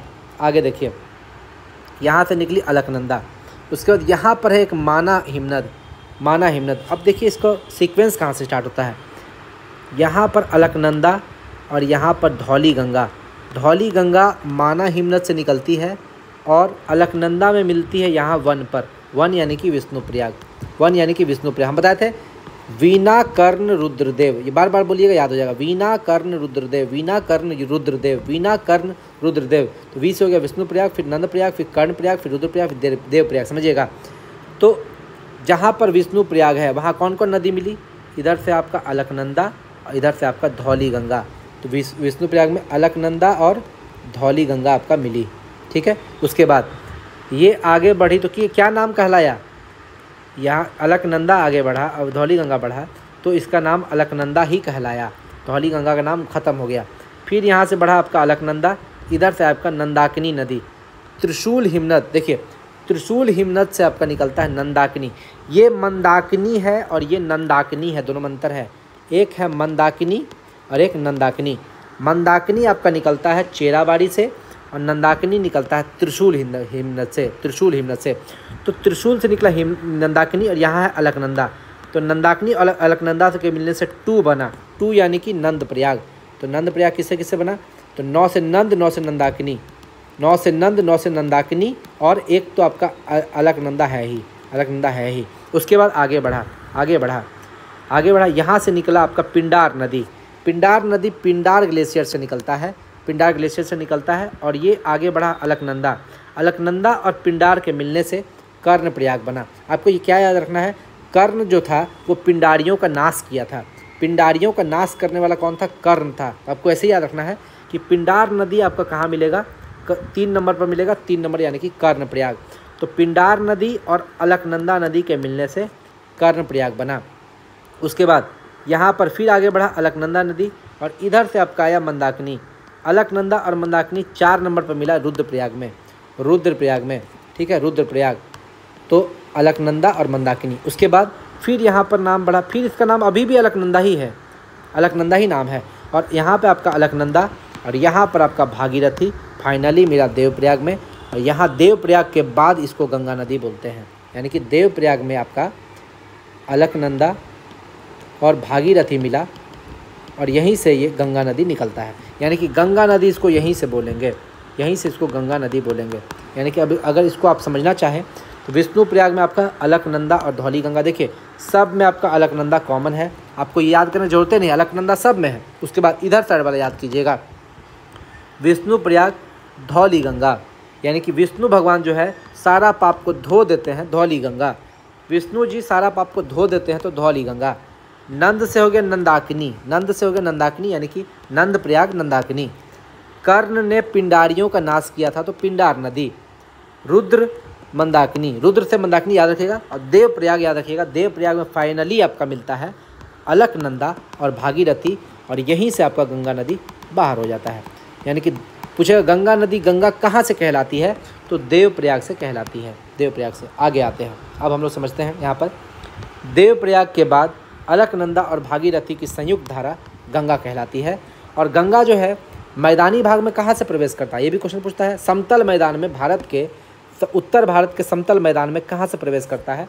हरिद्वार से प्रवेश करता है। इसलिए हरिद्वार काफ़ी इम्पोर्टेंस रखता है हिंदू धर्म में, क्योंकि हिंदू धर्म में हरिद्वार के पास से गंगा नदी मैदानी भागों में प्रवेश करती है।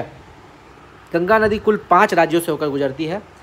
लेफ़्ट से राइट का क्रम देखेंगे तो उत्तराखंड, पहले क्या हो गया उत्तराखंड, उसके बाद उत्तर प्रदेश, फिर बिहार, फिर झारखंड और उसके बाद वेस्ट बंगाल। आपसे पूछेगा सबसे ज़्यादा लंबाई कहाँ है और सबसे कम लंबाई कहाँ है, तो सबसे ज़्यादा लंबाई है आपका उत्तर प्रदेश में। कहाँ से घुसता है उत्तर प्रदेश में? बिजनौर से। और कहाँ से निकलता है? बलिया से। यानी कि गंगा नदी उत्तर प्रदेश में बिजनौर से एंट्री करती है और बलिया से एग्जिट करती है। और बिजनौर से बलिया होते हुए टोटल कितने ज़िला को टच करती है? 28 ज़िला को टच करती है। इसीलिए हम लोग कह सकते हैं कि गंगा नदी सबसे ज़्यादा यूपी में फ़्लो करती है और सबसे कम झारखंड में। झारखंड में एक जगह है साहेबगंज, साहेबगंज के पास गंगा नदी जो है जाती है। बस एक ही ज़िला है साहेबगंज और कहीं नहीं, झारखंड का किसी ज़िला में गंगा नदी नहीं जाती है। बिहार का तो बहुत सारा ज़िला है। और वेस्ट बंगाल में भी आपका कौन कौन सा जगह है वो मैं आपको बता दूंगा आगे। अब आगे समझिए, ये आपका गंगा नदी के किनारे स्थित प्रमुख शहर देख लेते हैं। यहाँ से आपका गंगा नदी चलना स्टार्ट हुआ और यहाँ पर गंगा नदी 2 वितरिकाओं में डिवाइड हो जाता है। 2 वितरिकाओं में डिवाइड हो जाता है। तो समझिएगा, यहाँ पर आपको दिख रहा है ऋषिकेश आपको दिख रहा है ऋषिकेश, और यहाँ दिख रहा है हरिद्वार। हरिद्वार से ही गंगा नदी समतल मैदान में प्रवेश करती है।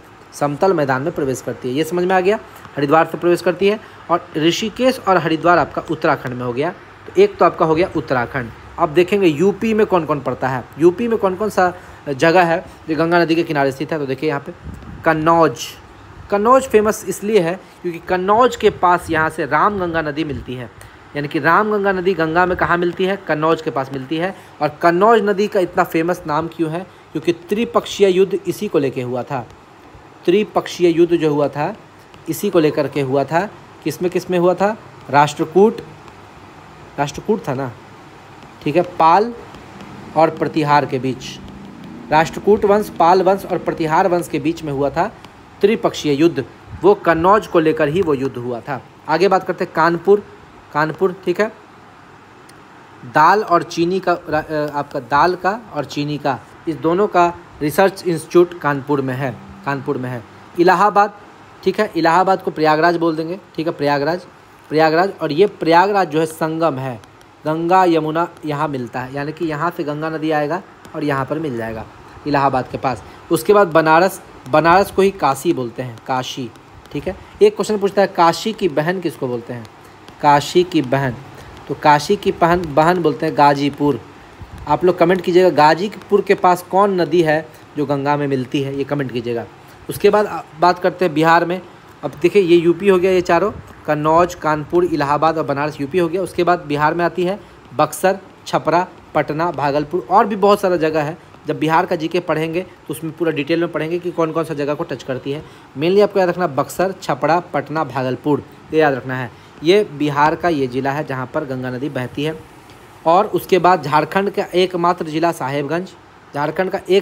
साहेबगंज, और वेस्ट बंगाल का ज़िला बहुत सारा है। मुर्शिदाबाद पहले आपको याद रखना है, वेस्ट बंगाल का मुर्शिदाबाद इसलिए आपको याद रखना है क्योंकि मुर्शिदाबाद के बाद गंगा नदी 2 पार्ट में डिवाइड हो जाता है। मुर्शिदा नदी के बाद गंगा नदी 2 वितरिकाओं में डिवाइड हो जाता है। एक जो आपका बांग्लादेश चला जाता है, तो बांग्लादेश में गंगा नदी को बोलते हैं पद्मा। क्या बोलते हैं? पद्मा बोल देते हैं। और एक जो आपका बंगाल की खाड़ी में चला जाता है वो है हुगली। ये देखिए ये आपका हुगली है और यही हुगली में आपका दामोदर नदी आके मिलता है। हुगली में आपका कौन नदी आके मिलता है? दामोदर नदी आके मिलता है। लेकिन याद रखिएगा दामोदर नदी हुगली से होते हुए बंगाल की खाड़ी में गिरती है, लेकिन स्वर्णरेखा नदी किसी में नहीं मिलती है, वो सीधा बंगाल की खाड़ी में अपना जल गिराती है। तो ये था आपका गंगा नदी के किनारे स्थित जितने भी शहर हैं वो है। अब आपको ये मैप थोड़ा सा समझना होगा। गंगा और ब्रह्मपुत्र दोनों नदियों को समझने के लिए इस मैप को समझना होगा। ये कॉमन मैप है दोनों का। गंगा और ब्रह्मपुत्र नदी का मैप कॉमन ही पढ़ा जाए तो ज़्यादा बेटर है। जैसे देखिए यहाँ है यमुनोत्री, यहाँ से निकला यमुना नदी, और इटावा के पास यमुना नदी कहाँ मिलेगा? इटावा नहीं है, गलत लिख दिए यार। इटावा के पास मिलता है चंबल नदी। इसको काटो यार, कटेगा नहीं, इसको हम हटाना पड़ेगा, इसको हटा देते हैं, ठीक। ये इलाहाबाद के पास मिलेगा, थोड़ा सा लिखने में हो जाता है गलती। प्रयाग लिख देते हैं इसको, प्रयागराज या इलाहाबाद। प्रयागराज या इलाहाबाद के पास मिलता है कौन? गंगा और यमुना मिलता है। उसके बाद गंगा नदी बढ़ता है आगे, बढ़ता है, यहाँ तक तो भारत में है। यहाँ से अब इसका 2 वितरिका डिवाइड हो जाता है, एक बांग्लादेश चला गया और एक आपका नीचे आ गया, वो आपका हुगली नदी, ये नीचे वाला हुगली नदी है, उधर बांग्लादेश चला गया।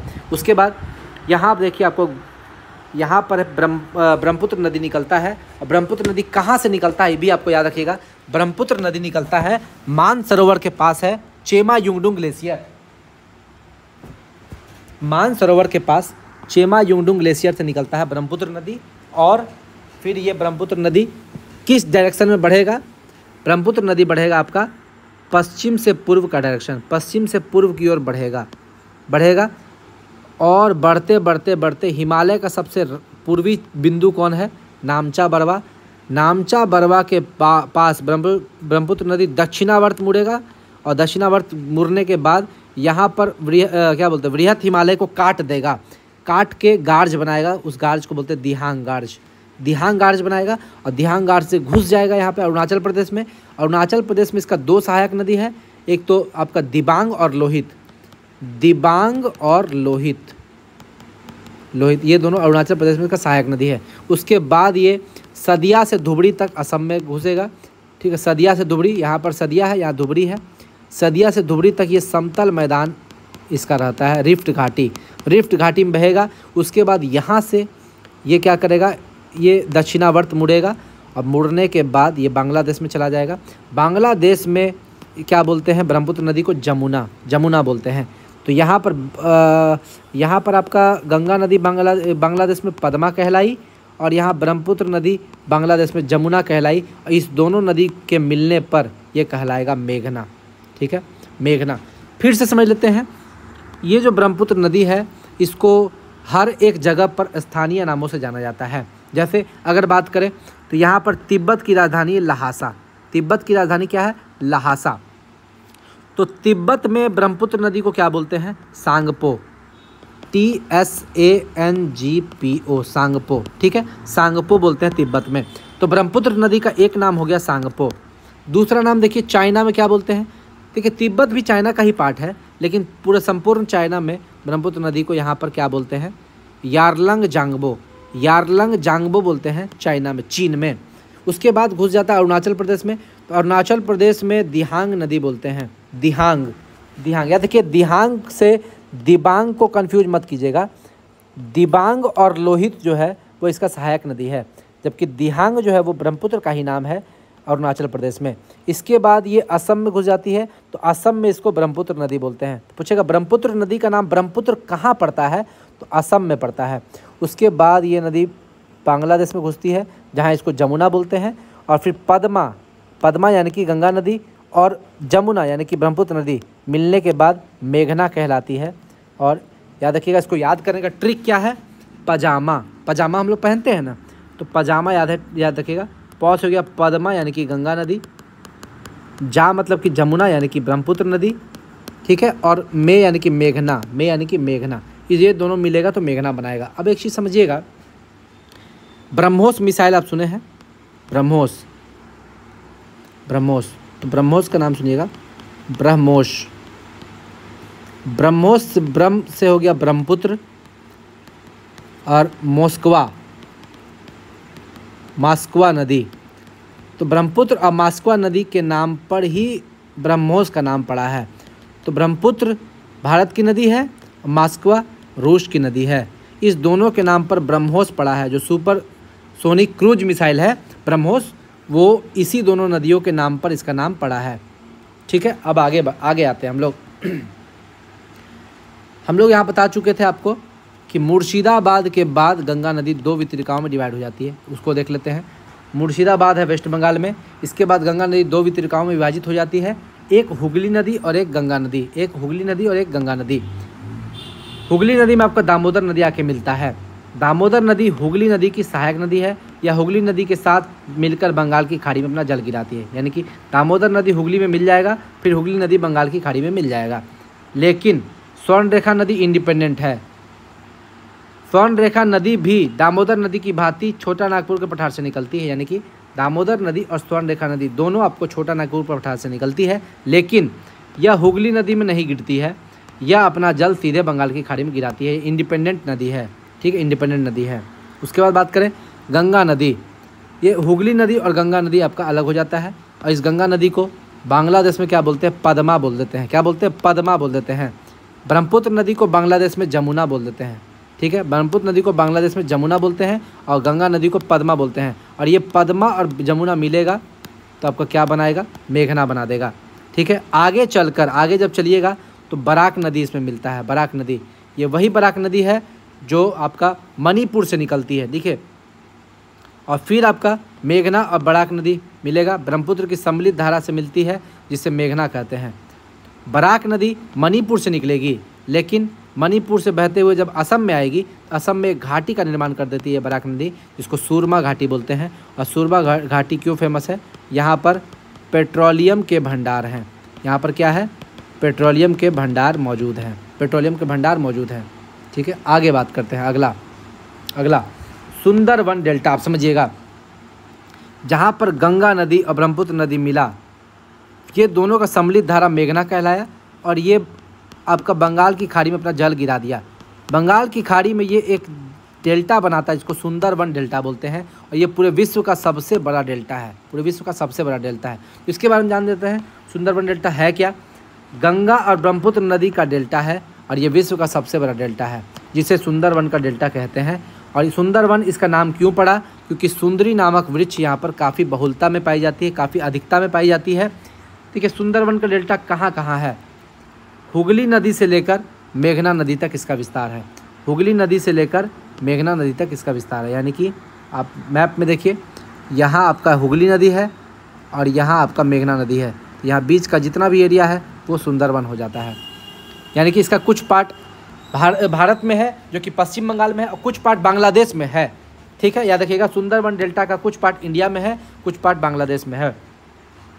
सुंदरवन का डेल्टा जो है, यहाँ पर मैंग्रोव वनस्पति पाया जाता है। मैंग्रोव वन या ज्वारीय वन भी बोलते हैं। अब ये देखिए, मैंग्रोव वन होता क्या है। मैंग्रोव वन को बोलते हैं पृथ्वी के गुर्दे। जब हम आपको वर्ल्ड ज्योग्राफी पढ़ा रहे थे, उसमें आपको बताए थे कि पृथ्वी के फेफड़े किसको बोलते हैं। पृथ्वी के फेफड़े बोलेंगे, पृथ्वी के फेफड़े अमेजन वर्षावन, अमेजन वर्षावन, जिसको वर्षावन, जहाँ सेलवास घास के मैदान भी पाए जाते हैं, सेलवास घास के मैदान भी पाए जाते हैं, अमेजन वर्षावन। और भारत का, पूरे विश्व का लगभग 20% ऑक्सीजन वही देता है, इसीलिए उसको पृथ्वी का फेफड़ा बोल देते हैं। जबकि मैंग्रोव वन को क्या बोलते हैं, पृथ्वी के गुर्दे बोलते हैं। मैंग्रोव वन, ये वनस्पति खारे जल में पाई जाती है। जब भी मैंग्रोव का पेड़ जो होगा, उसका जब छिलका आप उतार के खाइएगा तो आपको खारा, खट्टा खट्टा लगेगा, कड़वा लगेगा, वो भी खारा होता है, नमकीन होता है। मैंग्रोव वन करता क्या है, ये सुनामी और चक्रवात से आसपास के क्षेत्र को बचाता है। जैसे अगर कहीं मैंग्रोव वन लगा हुआ है और इधर से तूफान या चक्रवात आएगा, तो इधर साइड आप खड़े हैं, आपको कुछ नहीं होगा, क्योंकि इसका जड़ जो है वो ज़मीन में काफ़ी ज़ोर से पकड़ा हुआ होता है, काफ़ी तेज़ी से पकड़ा हुआ होता है। जो भूकंप, सुनामी, चक्रवात, उसका कितना भी बड़ा झटका होगा, उसको सहन करने के लिए सक्षम होता है। ये वृक्ष काफ़ी कठोर होते हैं, और इसकी जड़ का कुछ हिस्सा समुद्र के अंदर धंसा होता है और कुछ हिस्सा बाहर रहता है। देखिए, समुद्र के अंदर जो धंसा हुआ होगा वो बहुत स्ट्रांगली समुद्र को पकड़े हुए रहेगा, ताकि कितना भी बड़ा सुनामी हो या चक्रवात हो उसको रोक लेगा। लेकिन जो हिस्सा बाहर रहता है वो सांस लेने में हेल्प करता है, यानी कि जो मैंग्रोव वन सांस लेते हैं, उसका जड़ का वो हिस्सा जो पानी के बाहर है, उसमें एक श्वसन जड़ें पाई जाती है। उस श्वसन जड़े को एरियल रूट्स बोलते हैं या न्यूमेटोफोर्स बोलते हैं, न्यूमेटोफोर्स बोलते हैं। तो याद रखिएगा, मैंग्रोव वनस्पति न्यूमेटोफोर्स के द्वारा सांस लेते हैं, न्यूमेटोफोर्स के द्वारा सांस लेते हैं। उसके बाद याद रखिएगा, मैंग्रोव वन जो है, इसका सबसे ज़्यादा हिस्सा भारत में कहाँ पाया जाता है, तो वेस्ट बंगाल में, सबसे ज़्यादा वेस्ट बंगाल में, दूसरा गुजरात में, और तीसरा कृष्णा गोदावरी का डेल्टा क्षेत्र में। यानी कि 3 जगह आपको मैंग्रोव पाया जाएगा, एक तो वेस्ट बंगाल, दूसरा गुजरात, और तीसरा कृष्णा और गोदावरी नदी का डेल्टा में। अब समझिएगा, यहाँ पे जो सुंदरवन का डेल्टा है, यहाँ पर मुख्यतः कौन कौन वनस्पति पाया जाएगा, मैंग्रोव, कैसूरीना और सुंदरी वृक्ष पाया जाएगा। मैंग्रोवा, कैसूरीना और सुंदरी वृक्ष पाया जाएगा। इसी सुंदरी वृक्ष की बहुलता के कारण इसका नाम सुंदरवन पड़ा। अब देखिए, यहाँ पर एक जानवर भी मिलता है, रॉयल बंगाल टाइगर, जो कि वेस्ट बंगाल का स्टेट एनिमल है और बांग्लादेश का जो है वो राष्ट्रीय एनिमल है, नेशनल एनिमल है, रॉयल बंगाल टाइगर।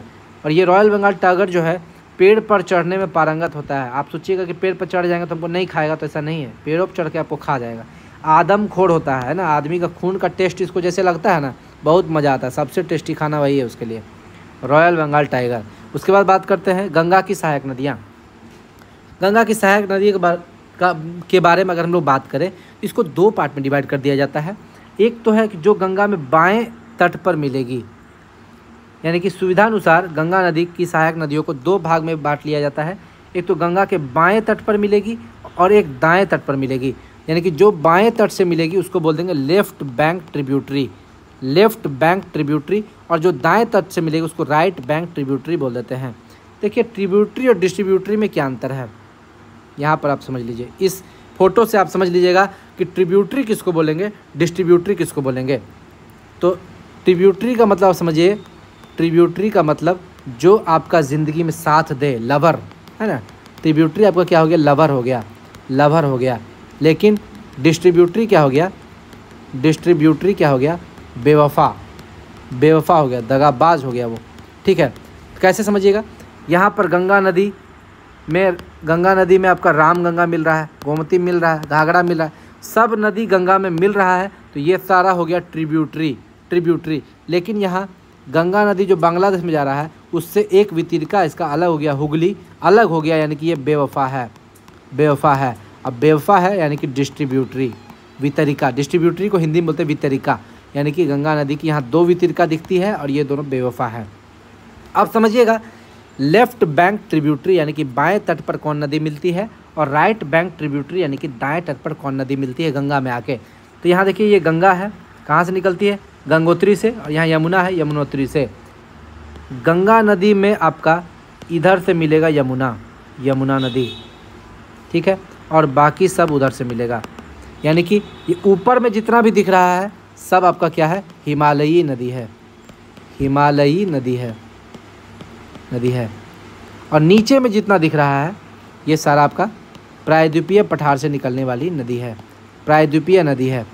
आप समझिएगा जितनी भी हिमालयी नदी है वो भारत में बाएं तरफ मिलती है, यानी कि गंगा नदी में बाएं तरफ मिलती है, सिवाय एक आपका एक्सेप्शन है यमुना नदी जो दाएं तरफ से आके मिलती है। ये हिमालयी नदी है लेकिन राइट बैंक में आके मिलता है, राइट बैंक में आके मिलता है, सिर्फ एकमात्र हिमालयी नदी, बाकी सारा हिमालयी नदी जो है गंगा में लेफ्ट बैंक में आके मिलता है। तो ये एक टॉपिक हो गया। उसके बाद यमुना नदी आपका यमुनोत्री से निकलती है और आपका प्रयाग के पास यहाँ मिल जाती है। यहाँ एक नदी है चंबल नदी जो इटावा के पास यमुना में मिल जाती है।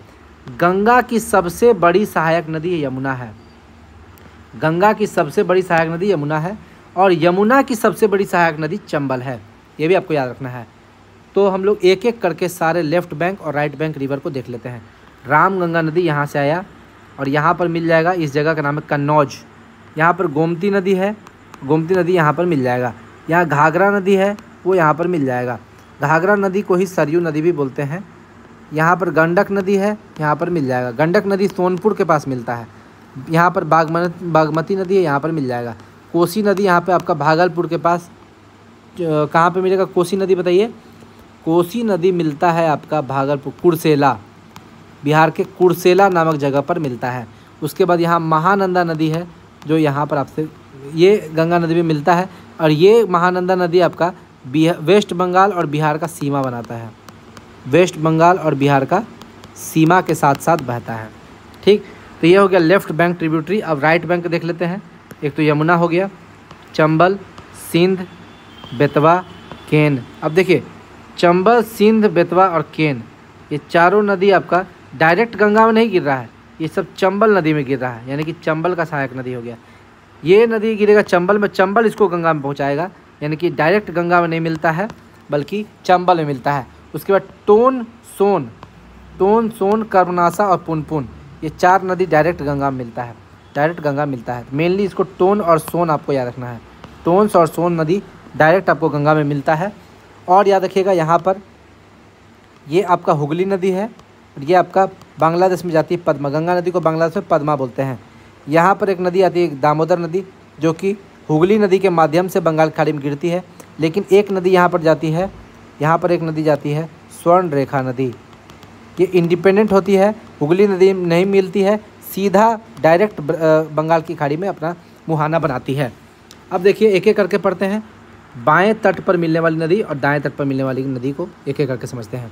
बाएं तट पर मिलने वाली नदियाँ, बाएं तट पर सबसे पहले रामगंगा नदी। ये रामगंगा नदी गंगा की सबसे पहली हिमालयी सहायक नदी है, सबसे पहली हिमालयी सहायक नदी है, क्योंकि यमुना तो बेचारा दगाबाज निकल गया। बाएं हिमालयी नदी है लेकिन बाएं तट पर नहीं मिलता, दाएं तट पर मिलता है। तो बाएं तट पर मिलने वाली गंगा की सबसे पहली हिमालयी नदी यही है। उसके बाद बात करते हैं, ये यहाँ पर आपका गंगा नदी है और ये आपका रामगंगा नदी है। रामगंगा नदी कहाँ से निकलेगा? उत्तराखंड के नैनीताल से निकलेगा और कन्नौज के पास जो यूपी, कन्नौज यूपी में पड़ता है, गंगा नदी में मिल जाएगा। यानी कि अब एक चीज़ समझिए, यहाँ पर 3 शहर बसा है, मुरादाबाद, बरेली और बदायूं। यूपी के 3 शहर आपका रामगंगा नदी के किनारे पर स्थित है, रामगंगा नदी के तट पर स्थित है, मुरादाबाद, बरेली और बदायूं, याद रखिएगा। और ये जो कन्नौज है, जहाँ पर गंगा और रामगंगा मिलती है, इस कन्नौज को बोलते हैं इत्र नगरी। ये काफ़ी एग्जाम में पूछा हुआ क्वेश्चन है कि इत्र नगरी किसको बोलते हैं? इत्र नगरी बोलेंगे हम लोग, कन्नौज को बोल देंगे। आगे बढ़ते हैं ना। अब एक चीज़ यहाँ समझ लेते हैं, जिम कॉर्बेट नेशनल पार्क, ये पूछता है question. Jim Corbett national park कहाँ पर है? उत्तराखंड में है, उत्तराखंड में है। इसका पुराना नाम क्या था? Heli national park, heli national park.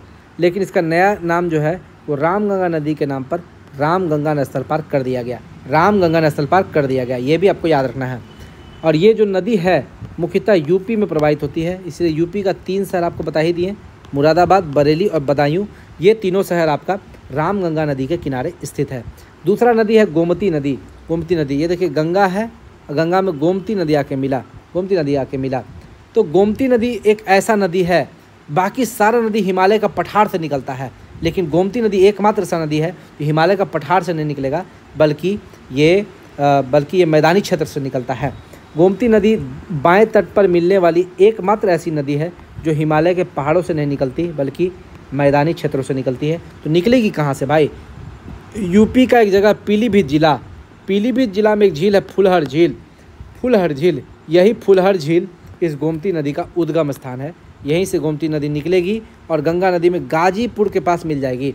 हम आपको बताए थे, पूछे थे, गाजीपुर के पास आपका गंगा नदी, गाजीपुर के पास गंगा नदी कौन नदी मिलता है? तो गोमती नदी मिलता है। याद रखिए, गौ से गोमती, गौ से गाजीपुर, गौ से गोमती, गौ से गाजीपुर। बार बार रिपीट कीजिएगा तो याद हो जाएगा।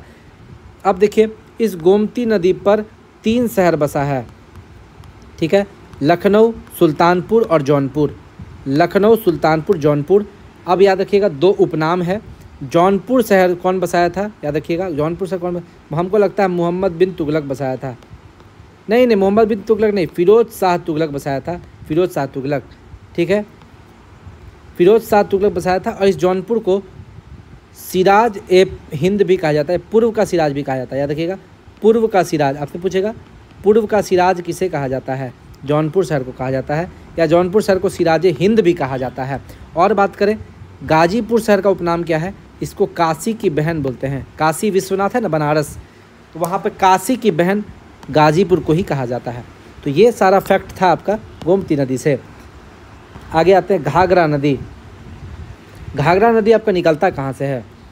यह कैलाश पर्वत के समीप, कैलाश पर्वत नेपाल में है, और कैलाश पर्वत के समीप आपका मापा चाचुंग हिमनद, माप चाचुंग हिमनद से निकलेगा, माप चाचुंग हिमनद से निकलेगा। और क्या बोलते हैं, गंगा नदी में कहाँ मिलेगा? छपड़ा के पास मिलेगा, छपड़ा के पास आपका गंगा नदी से मिल जाएगा घाघरा, ठीक है। तो देखिए घ जो है थोड़ा थोड़ा छौ जैसा नहीं दिखता है, घ थोड़ा थोड़ा छौ जैसा दिखता है, तो उससे याद रखिएगा छपड़ा। और याद रखिए इसकी 3 प्रमुख सहायक नदी है, कौन कौन? काली नदी, सरयू नदी और राप्ती नदी। अब बोलेगा सर आप तो बताए थे घाघरा नदी को ही सरयू नदी बोल देते हैं।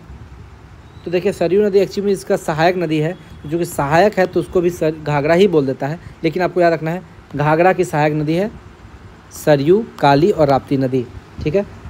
काली नदी को ही शायद शारदा नदी बोलते हैं, शारदा नदी बोलते हैं। अब देखिएगा, हम अगर गलत बोल रहे हैं तो कमेंट कीजिएगा। काली नदी को ही शायद शारदा नदी बोल देते हैं, ये भी आप याद रखिएगा, ठीक है। और याद रखिएगा काली नदी निकलता कहाँ से है? मिलाम हिमनद से निकलता है, मिलाम हिमनद से निकलता है। सरयू नदी के किनारे कौन शहर बसा है?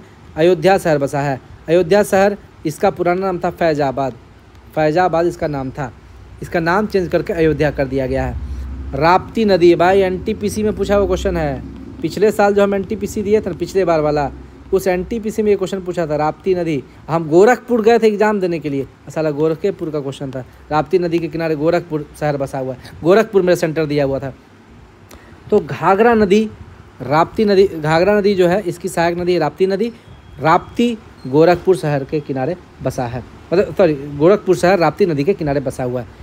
कंफ्यूज मत कीजिएगा, ताप्ती नदी अलग है, ठीक है, बैतूल का पहाड़ से निकलती है। बताए थे नर्मदा और ताप्ती, बीच में सतलज, बीच में आपका कौन सा है, विंध्य और सतपुड़ा के उत्तर में है नर्मदा नदी और दक्षिण में है ताप्ती नदी। तो वो ताप्ती अलग है, ये राप्ती अलग है। जिस प्रकार आपको तवा और तवी में कन्फ्यूजन था, उसी प्रकार राप्ती और ताप्ती में कन्फ्यूजन नहीं करना है। सारा चीज़ हम क्लियर कर दे रहे हैं आपको। गंडक नदी का बात करें तो ये नदी नेपाल के नुबिन ग्लेशियर से निकलता है, ठीक है, नुबिन ग्लेशियर से निकलेगा आपका गंडक नदी। और बिहार के सोनपुर जिला में पटना के पास ये गंगा नदी में मिल जाता है, गंडक नदी। इसको नेपाल में क्या बोलते हैं गंडक नदी को? ये काफ़ी पवित्र नदी है। इसकी पवित्रता के कारण इसको शालिग्राम या नारायणी नदी भी कहा जाता है। याद रखिएगा, गंडक नदी का कसम खिलाया जाता है बच्चा लोग को, खा के बोलो तो रे गंडक नदी का कसम कि तुम ये काम नहीं किया है ना। तो लोग बोलता है गंडक नदी नहीं बोलता है, लोग बोलता है नारायणी नदी, बोलता है खा के बोलो तो नारायणी नदी का कसम, क्योंकि नेपाल में इसको नारायणी नदी बोलते हैं ना। तो आदमी डर के मारे नहीं खाता है, अगर झूठ बोलना रहेगा तो बोले ना नारायणी नदी का कसम खा लेंगे तो पाप लग जाएगा। तो नारायणी नदी का कसम वो नहीं खाता है, क्योंकि इसको पवित्र नदी माना जाता है नेपाल में। गंडक नदी का ही नाम है शालिग्राम या नारायणी नदी। आगे बात करते हैं कोसी नदी। आप बोलिएगा हमको कैसे पता भाई, नेपाल के बगले में मधुबनी मेरा घर है, तो हम नेपाल के बारे में कैसे न जानेंगे। आगे बात करते हैं कोसी नदी का बात करें तो ये नेपाल के गोसाई धाम से निकलेगा और महाभारत पर्वत श्रेणी को काटेगा। आप कमेंट कीजिएगा धौलाधार पर्वत श्रेणी को कौन नदी काटता है? धौलाधार पर्वत श्रेणी को कौन नदी काटता है और गार्ज का निर्माण करता है? कमेंट कीजिएगा, आपको बताए हैं। उसके बाद महाभारत पर्वत श्रेणी को काटेगा कोसी नदी। याद रखिएगा, इस महाभारत पर्वत श्रेणी को काटेगा, अपने साथ बहुत सारा बालू और मिट्टी लेके आ जाएगा, अपना ही रास्ता अवरुद्ध कर लेगा। और अपना रास्ता अवरुद्ध करेगा, जिसके कारण क्या होता है, ये बार बार अपना रास्ता चेंज करता है, कभी दूसरे रास्ते। देखिए, इसमें जो नदी बार बार एक ही जगह पर बाढ़ लाती है वो उतना खतरा नहीं पैदा करती है, लेकिन कोसी नदी बार बार अलग क्षेत्र को अपना शिकार बनाती है। अभी पता चला भागलपुर में बाढ़ लाया, फिर मधेपुरा में, कभी सुपौल में, कभी कहीं अलग अलग जगह पर ये बाढ़ लाती है। इसीलिए आपको याद रखना है, यह नदी भीषण बाढ़ लाने और अपना रास्ता बदलने के लिए कुख्यात है। रास्ता बदल लेती है, धोखा दे देती है, इसलिए इसको विश्वासघाती नदी भी बोलते हैं, ठीक है। और इसको बिहार का शोक भी बोलते हैं। बिहार का शोक क्यों भाई?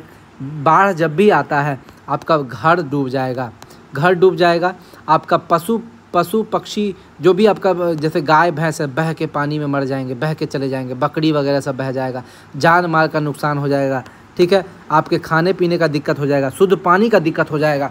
तो ये कोई खुशी का तो बात नहीं है, शोक का ही बात है, इसीलिए इसको बिहार का शोक बोलते हैं कोसी नदी को। महानंदा नदी का बात करें तो ये गंगा की अंतिम हिमालयी नदी है, ठीक है। एक बागमती नदी छूट गया, उतना इंपॉर्टेंट नहीं इसलिए छोड़ दिए हैं। महानंदा नदी का बात करें, गंगा की अंतिम हिमालयी नदी है। दार्जिलिंग, देखिए दार्जिलिंग की पहाड़ी से निकलता है, याद रखिएगा, वेस्ट बंगाल में पड़ता है दार्जिलिंग की पहाड़ी। दार्जिलिंग हिमालय से निकलेगा और पश्चिम बंगाल और बिहार की सीमा के साथ साथ ये बहता है, दोनों का सीमा के साथ साथ बहेगा। अब देखिए, ये तो बाएं तट पर मिलने वाली नदी हो गया। अब दाएं तट पर मिलने वाली नदियों को पढ़ लेते हैं। दाएं तट पर सबसे पहले यमुना नदी, ये हिमालय से निकलता है लेकिन सारा दाएं तट पर मिलता है, धोखेबाज है ही। यमुना नदी जो है वो 4 राज्य और 1 यूनियन टेरिटोरी यानी कि केंद्र शासित प्रदेश से होकर गुजरता है। देखिए, सबसे पहले यमुना नदी यमुनोत्री उत्तराखंड से निकलेगा, उसके बाद वो हिमाचल प्रदेश में जाएगा, फिर हिमाचल प्रदेश से हरियाणा में जाएगा, हरियाणा से दिल्ली में जाएगा और दिल्ली से यूपी में चला जाएगा। टोटल 5 जगह से जा रहा है, लेकिन दिल्ली जो है वो एक केंद्र शासित प्रदेश है और बाकी सब राज्य है। इसीलिए यमुना नदी जो है वो 4 राज्य और 1 केंद्र शासित प्रदेश से होकर गुजरता है।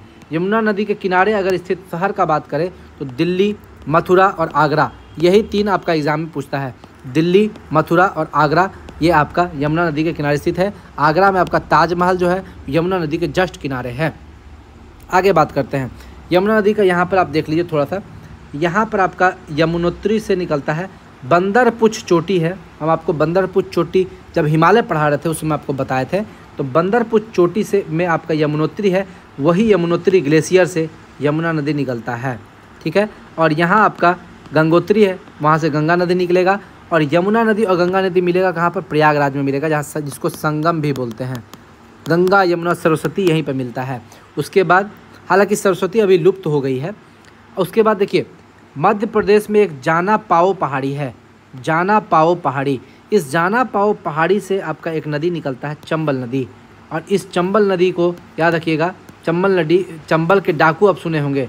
चंबल का डाकू जो है, इसी पान सिंह तोमर वगैरह मूवी, यही चंबल का डाकू बोलता है कि मेरे पिताजी, चाचा जी सब चंबल के डाकू थे, ऐसे बोलता है। पुलिस उन्हें कभी पकड़ नहीं पाई। चंबल का डाकू काफ़ी फेमस है, बहुत खतरनाक एरिया चंबल। और ये नदी जो है जाना पाओ पहाड़ी मध्य प्रदेश से निकलती है, मालवा के पठार से। ये मालवा का पठार में पड़ता है। और मालवा पठार से निकलेगी ये नदी, और इस नदी पर 3 बांध बनाया गया है। एक बांध आपका मध्य प्रदेश में है, 2 बांध राजस्थान में है। तो मध्य प्रदेश में यहाँ पर जो बांध बनाया है इसको बोलते हैं गांधी सागर। यहाँ पर एक बांध बनाया है जवाहर सागर, उसके ऊपर एक बांध बनाया है राणा प्रताप सागर। तो याद रखिए इसका ट्रिक क्या है? ट्रिक भी आप पूछिएगा, भाई ट्रिक दे दीजिए हमको। इसका ट्रिक है गाजर। इसका ट्रिक क्या है? ट्रिक है गाजर। चंबल नदी पर ट्रिक है गाजर। ठीक है, गौ से हो गया आपका क्या? गौ से हो गया गांधी सागर, जौ से हो गया जवाहर सागर, और रौ से हो गया राणा प्रताप सागर। भाई आपको जितना ट्रिक आता है उतना देंगे, नहीं तो आपको रटना ही पड़ेगा। बता दिए टॉपिक बहुत इंपॉर्टेंट है, पढ़ना ही पड़ेगा आपको। और एक चीज़ समझ लेते हैं यहाँ पर देख लेते हैं, इसको भी समझ लेते हैं हम लोग थोड़ा सा। ये यमुना नदी है, प्रयागराज में मिल गया गंगा नदी से, यहाँ पर प्रयागराज में गंगा नदी से मिल गया। और चंबल नदी आपका कहाँ पर मिलेगा? इटावा में मिलेगा यमुना नदी से। अगर आपसे क्वेश्चन पूछेगा गंगा नदी की सबसे बड़ी सहायक नदी, आपको मार देना यमुना। अब भाई पूछेगा यमुना की सबसे बड़ी सहायक नदी, चंबल। ठीक है, अब देखिए चंबल नदी में आपको कौन कौन नदी मिलेगा? इधर से क्षिप्रा मिलेगा, इधर से काली सिंध मिलेगा, 1, 2 और और 1, 2 नदी है जो इसमें मिलता है, और 1, 2 नदी है इसमें मिलता है। ठीक है, तो इधर से मिलता है बनास नदी मिलता है आपका इधर से। तो टोटल आपका 3 नदी इसका आपको याद रखना है, एक तो बनास, एक क्षिप्रा और एक काली सिंध। ये तीनों नदी चंबल का सहायक नदी है, चंबल में मिलता है। हालांकि चंबल अपना पानी यमुना नदी में गिराता है, लेकिन यमुना नदी में गिराने से पहले इसमें 3 नदी अपना पानी गिरा देता है, और वो नदी है क्षिप्रा नदी, काली सिंध नदी और बनास नदी। और यही क्षिप्रा नदी के किनारे उज्जैन शहर बसा हुआ है। उज्जैन शहर फेमस क्यों है? उज्जैन शहर, यहाँ पर महाकुंभ होता है, और ये प्रत्येक 12 वर्षों में एक बार होता है। कुंभ कितने स्थान पर होता है आप कमेंट कीजिएगा, और कौन कौन से नदी के किनारे होता है, कौन कौन से शहर में होता है वो भी कमेंट कीजिएगा। अब बात करते हैं यहाँ पर एक नदी आपका यमुना में मिल जाती है, वो नदी है बेतवा नदी। कौन है? बेतवा नदी। ठीक है, और बेतवा नदी के किनारे आपका ओरछा शहर बसा हुआ है, ओरछा। ठीक है, और इसी बेतवा नदी पर आगे एक बांध बना दिया गया है, माता टीला बांध।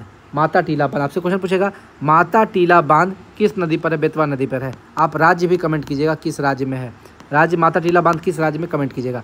यहाँ पर एक नदी जाके मिलता है चंबल में, यमुना में, वो नदी है केन नदी।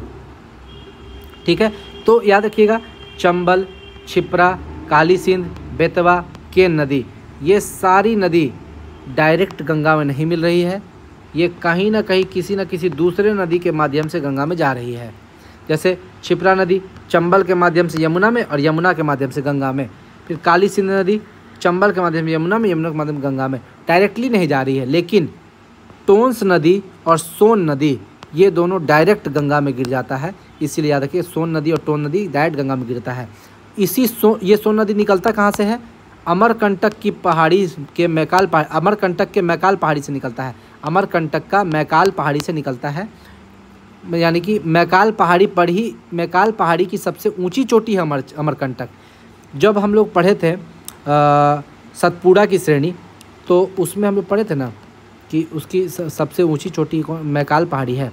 मैकाल पहाड़ी पर अमरकंटक है, वहाँ से निकलता है सोन नदी, और सोन नदी पर एक बांध का निर्माण करा दिया गया है, बाणसागर परियोजना। एक परियोजना है बाणसागर परियोजना।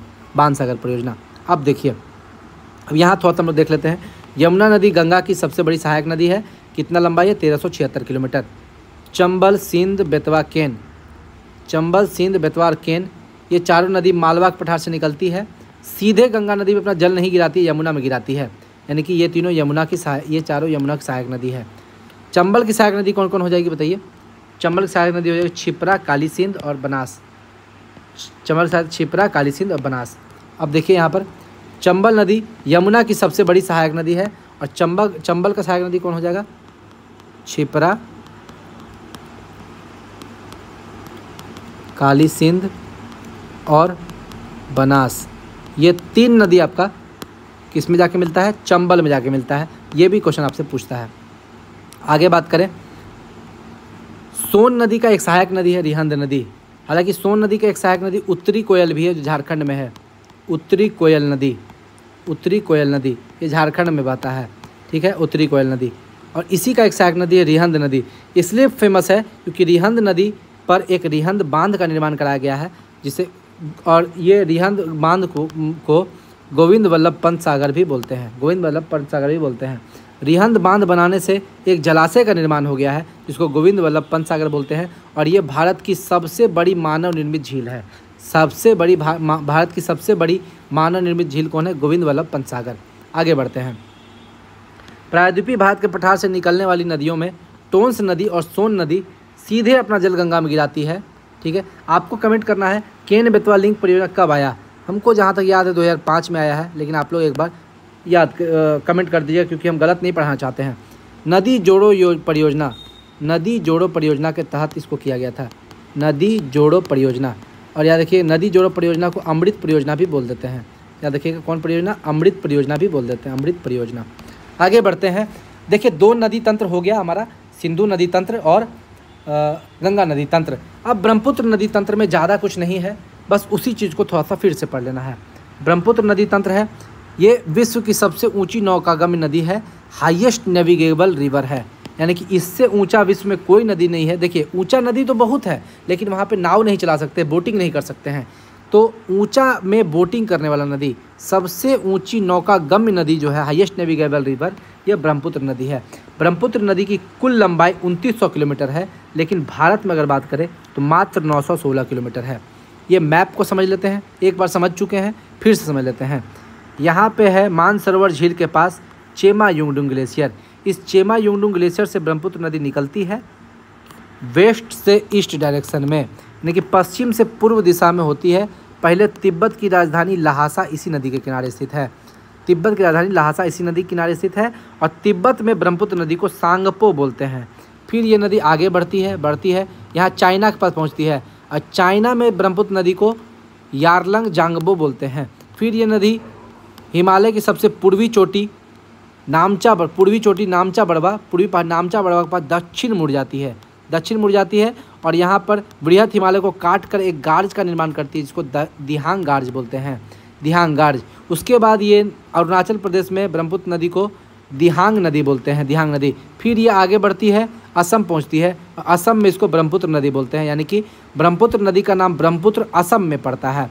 फिर ये नदी आगे बढ़ती है, और यहाँ पर आपका सदिया से धुबड़ी तक ये नदी अपनी रिफ्ट घाटी में बहती है और असम घाटी का निर्माण करती है। और जैसे ही धुबड़ी को वो क्रॉस करती है, दक्षिणावर्त मुड़ जाती है और बांग्लादेश में चली जाती है। अब बांग्लादेश में घुसने के बाद इस ब्रह्मपुत्र नदी को जमुना नदी कहते हैं। इधर से एक नदी दिख रहा है आपको, गंगा नदी, गंगोत्री से निकलती है, और ये यहाँ पर इसका 2 धारा बह जाता है, एक धारा हुगली नदी और एक धारा जो बांग्लादेश चला जाता है। तो जो धारा गंगा नदी का बांग्लादेश जाता है उसको हम लोग बोलते हैं पद्मा। और फिर यहाँ पे पद्मा और जमुना, यानी कि पद्मा और जमुना मिल के मेघना बनाता है, यानी कि पजामा, यानी कि पद्मा यानी कि गंगा, जमुना यानी कि ब्रह्मपुत्र, ये दोनों मिलकर मेघना बनाता है। तो ये सारा चीज़ हम आपको पहले भी बता दिए थे, फिर से इसको रिवाइज करवा दिए।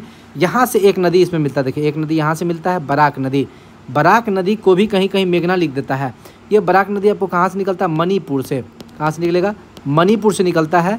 और जब ये असम में पहुँचता है, एक्चुअली ऐसे घूम के आता है, ऐसे घूम के जब ये असम में पहुँचता है तो एक घाटी का निर्माण करता है, सुरमा घाटी। आपसे पूछेगा सुरमा घाटी का निर्माण कौन करता है? बराक नदी। और ये सुरमा घाटी पेट्रोलियम के भंडार के लिए फेमस है, पेट्रोलियम के भंडार के लिए फेमस है।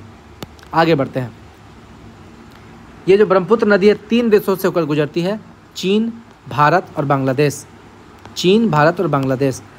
ब्रह्मपुत्र नदी तिब्बत के पठार पर मानसरोवर झील के समीप चेमा युंगडुंग ग्लेशियर से निकलती है और हिमालय के साथ साथ पूर्व दिशा की तरफ बढ़ती है। यह नदी हिमालय की सबसे पूर्वी चोटी नामचा बड़वा के पास दक्षिणावर्त मुड़ जाती है, यानी कि दक्षिण की तरफ, साउथ की तरफ मुड़ जाती है और अरुणाचल प्रदेश में प्रवेश करती है। अरुणाचल प्रदेश में ब्रह्मपुत्र नदी वृहत हिमालय को काटती है, काटकर एक गहरे गार्ज का निर्माण करती है, जिसे दिहांग गार्ज कहते हैं। अरुणाचल प्रदेश में ब्रह्मपुत्र नदी की 2 सहायक नदियां हैं, दिबांग और लोहित। याद रखिए, दिबांग और लोहित अरुणाचल प्रदेश में है। इसके बाद ब्रह्मपुत्र नदी असम की घाटी में प्रवेश कर जाती है। याद रखिएगा, देखिए यहाँ समझिएगा, यहाँ पर आपको हिमालय है, नॉर्थ से अगर साउथ आ रहे हैं तो हिमालय है, हिमालय, ठीक है। और हिमालय से लेकर इधर आपका शिलांग का पठार है, बीच में आपका समतल घाटी है, समतल मैदान है, जिसको असम घाटी बोलते हैं। याद रखिएगा, यहाँ सदिया से लेकर धुबरी तक आपका असम घाटी है और एकदम समतल मैदान है। तो एक चीज़ समझिएगा, असम में सदिया से धुबरी तक रैंप घाटी में प्रवाहित होती है कौन? ब्रह्मपुत्र नदी। और ये रैंप घाटी यानी कि नौकागम्य घाटी है। ब्रह्मपुत्र नदी असम घाटी तो हो ही गया। और ये सदिया से धुबरी तक ये एकदम समतल घाटी है और यहाँ पे नौकागम्य है, बोटिंग हो सकता है। यहाँ पर एक राष्ट्रीय जलमार्ग का निर्माण कर दिया गया है, इसको राष्ट्रीय जलमार्ग 2 बोलते हैं, नेशनल वाटरवे 2 बोल देते हैं। तो आपको ये याद रखना है कि जहाँ पर भी नौकागम्य होगा जगह, वहाँ पर वाटरवे, यानी जैसे हम लोग NH पढ़ते हैं, नेशनल हाईवे, उसी तरह NW होता है, national waterway, NWW national waterway. देखिएगा, NWW2 बनाया गया, नेशनल वाटरवे 2 बनाया गया है, किस पे? सदिया से धुबरी, ब्रह्मपुत्र नदी पर। तो ये भी आपको याद रखना है। तो कितना टोटल हम लोग का वाटरवे है, कितना राष्ट्रीय जलमार्ग है? 111, 111 है आपका राष्ट्रीय जलमार्ग, राष्ट्रीय जलमार्ग, जिसमें से पुराना कितना है? 5 पुराना है और 106 नया है, 106 नया है। इस 5 को तो लगातार याद रखना है, ये लगातार 5 वाला आपको याद रखना है। इसी 5 से एग्जाम में क्वेश्चन पूछता है, ये 1 2 3 4 5 आपका एग्जाम में क्वेश्चन पूछता है, ठीक है। छठा हम आपको बता दिए क्योंकि वो ब्रह्मपुत्र नदी, मतलब इसी से ब्रह्मपुत्र नदी तंत्र से ही संबंधित था। तो नेशनल वाटरवे 1 जो है, यानी कि राष्ट्रीय जलमार्ग 1, इलाहाबाद से हल्दिया तक है, 1620 किलोमीटर, एग्जाम में पूछता है। और ये गंगा नदी पर है, ये गंगा नदी पर है। नेशनल वाटरवे 2 हम आपको बता दिए, यहाँ पर सदिया से धुबरी ब्रह्मपुत्र नदी पर, सदिया से धुबरी ब्रह्मपुत्र नदी पर। इसका लंबाई आप हमको कमेंट कीजिएगा। और नेशनल वाटरवे 3, 4 और 5, ये तीनों आपको कमेंट करना है, हम हर चीज़ नहीं बताएंगे, ये कमेंट करना है। नेशनल वाटरवे 6 का बात करें तो ये आपका लखीमपुर से भांगा बराक नदी पर है, 121 किलोमीटर। बाकी जो बचा ये 5, पहला 5 जो है ये ओल्ड है, पुराना है, और 105 नया है, नया बना है। नेशनल वाटरवे नया बना है। तो टोटल 105 और 6 कितना हो गया? 111। तो टोटल राष्ट्रीय जलमार्ग की संख्या कितनी है? राष्ट्रीय जलमार्ग की संख्या कितनी है? 111।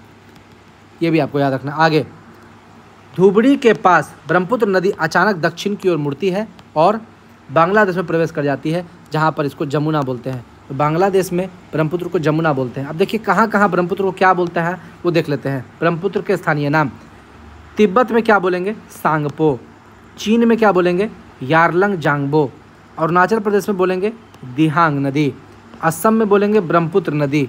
बांग्लादेश में बोलेंगे जमुना नदी। ये आपको याद रखना है। उसके बाद जेमू ग्लेशियर आपको देखते होंगे, जेमू ग्लेशियर जो कि आपका सिक्किम के पास है। यहाँ जेमू ग्लेशियर से तीस्ता नदी निकलता है और ये तीस्ता नदी बांग्लादेश में जाकर जमुना नदी में मिल जाता है। बांग्लादेश में जाएगा और जमुना नदी मिल जाएगा। जमुना नदी यानी कि ब्रह्मपुत्र नदी में मिलता है, यानी कि तीस्ता नदी जो है वो भी आपका ब्रह्मपुत्र का सहायक नदी है। तो सहायक नदी भी एक बार देख लेंगे आगे। पहले आगे बढ़ते हैं। बताया हुआ चीज़ ही है गंगा नदी को बांग्लादेश में पद्मा बोलते हैं और ब्रह्मपुत्र नदी को बोली थी जमुना बोलते हैं। तो पद्मा और जमुना यानी कि गंगा और ब्रह्मपुत्र जहाँ मिलेगा उसका सम्मिलित धारा को बोलेंगे मेघना। ठीक है, बराक नदी का बात कर ही लिए हैं। यह मणिपुर से निकलती है और यह नदी असम में सुरमा घाटी का निर्माण करती है। निकलेगी कहाँ से? निकलेगी मणिपुर से, लेकिन जब वो असम पहुँचेगी तो वहाँ पे सुरमा घाटी का निर्माण करेगी और ये सुरमा घाटी पेट्रोलियम का भंडार है, पेट्रोलियम का भंडार है। ब्रह्मपुत्र नदी पर 2 पुल है। देखिए दोनों पुल आपका एग्जाम में बहुत पूछता है। एक तो है बोगीबिल पुल और एक है ढोला सदिया पुल, है ना। बोगीबिल पुल का लंबाई है 4.9 किलोमीटर और ये रेल और सड़क का संयुक्त पुल है। आपसे पूछेगा बोगीबिल क्यों फेमस है? बोगीबिल पुल आपका ब्रह्मपुत्र नदी पर है और ये रेल और सड़क का संयुक्त पुल है। ठीक है, संयुक्त पुल है। उसके बाद ढोला सदिया पुल 9.2 किलोमीटर इसका लंबाई है, लंबाई भी पूछ देता है और ये दिहांग नदी पर है। दिहांग नदी को ही तो ब्रह्मपुत्र नदी बोलते हैं भाई। उसके बाद ढोला कहाँ पर है? ढोला आपका एक जगह है अरुणाचल प्रदेश में और सदिया आपका जगह है असम में। इस ढोला और सदिया को जोड़ता है दिहांग नदी। दिहांग नदी पर ढोला और सदिया को जोड़ दिया गया है और ढोला सदिया पुल इसका नाम है। और ये भारत का सबसे बड़ा नदीय पुल है। नदी पर बनाया गया सबसे बड़ा पुल यही है, ढोला सदिया पुल 9.2 किलोमीटर। भारत का सबसे बड़ा नदीय सड़क पुल यही है, नदीय सड़क पुल यही है, सड़क पुल है, याद रखिएगा, याद रखिएगा। इसका नाम 2017 में चेंज कर दिया गया। ढोला सदिया पुल का नाम चेंज करके भूपेन हजारिका पुल इसका नया नाम रख दिया गया। क्यों नया नाम रख दिया गया? क्योंकि भूपेन हजारिका असम से संबंधित थे। ठीक है, असम के प्रसिद्ध गायक थे। भूपेन हजारिका को भारत रत्न मिल चुका है, पद्म विभूषण मिल चुका है, पद्मश्री मिल चुका है, दादा साहब फाल्के पुरस्कार मिल चुका है। ठीक है, और बात करें तो भूपेन हजारिका के नाम पर एक स्टेडियम भी, क्रिकेट स्टेडियम भी है जिसका नाम है गुवाहाटी असम। गुवाहाटी में क्रिकेट स्टेडियम है जो कि असम में है। याद रखिएगा, जो व्यक्ति जहाँ से रिलेटेड होगा, जैसे जयप्रकाश नारायण हवाई अड्डा, तो जयप्रकाश नारायण बिहार के हैं इसीलिए पटना में यह हवाई अड्डा है। तो जो आदमी जहाँ से संबंधित होगा वहीं पर उसका नाम रखा जाएगा। जैसे भूपेन हजारिका असम से है तो असम में क्रिकेट स्टेडियम का नाम रखेगा गुवाहाटी, तो वो भूपेन हजारिका के नाम पे रखेगा। तो ये इस टाइप से क्वेश्चन पूछ लेता है। अब देखिए एक क्वेश्चन में लोग बहुत गलती करते हैं, इसलिए हमने यहाँ पर लिख दिया है भारत का सबसे बड़ा बाढ़ग्रस्त क्षेत्र। आदमी बिहार मार देता है, बिहार आपका गलत हो जाएगा।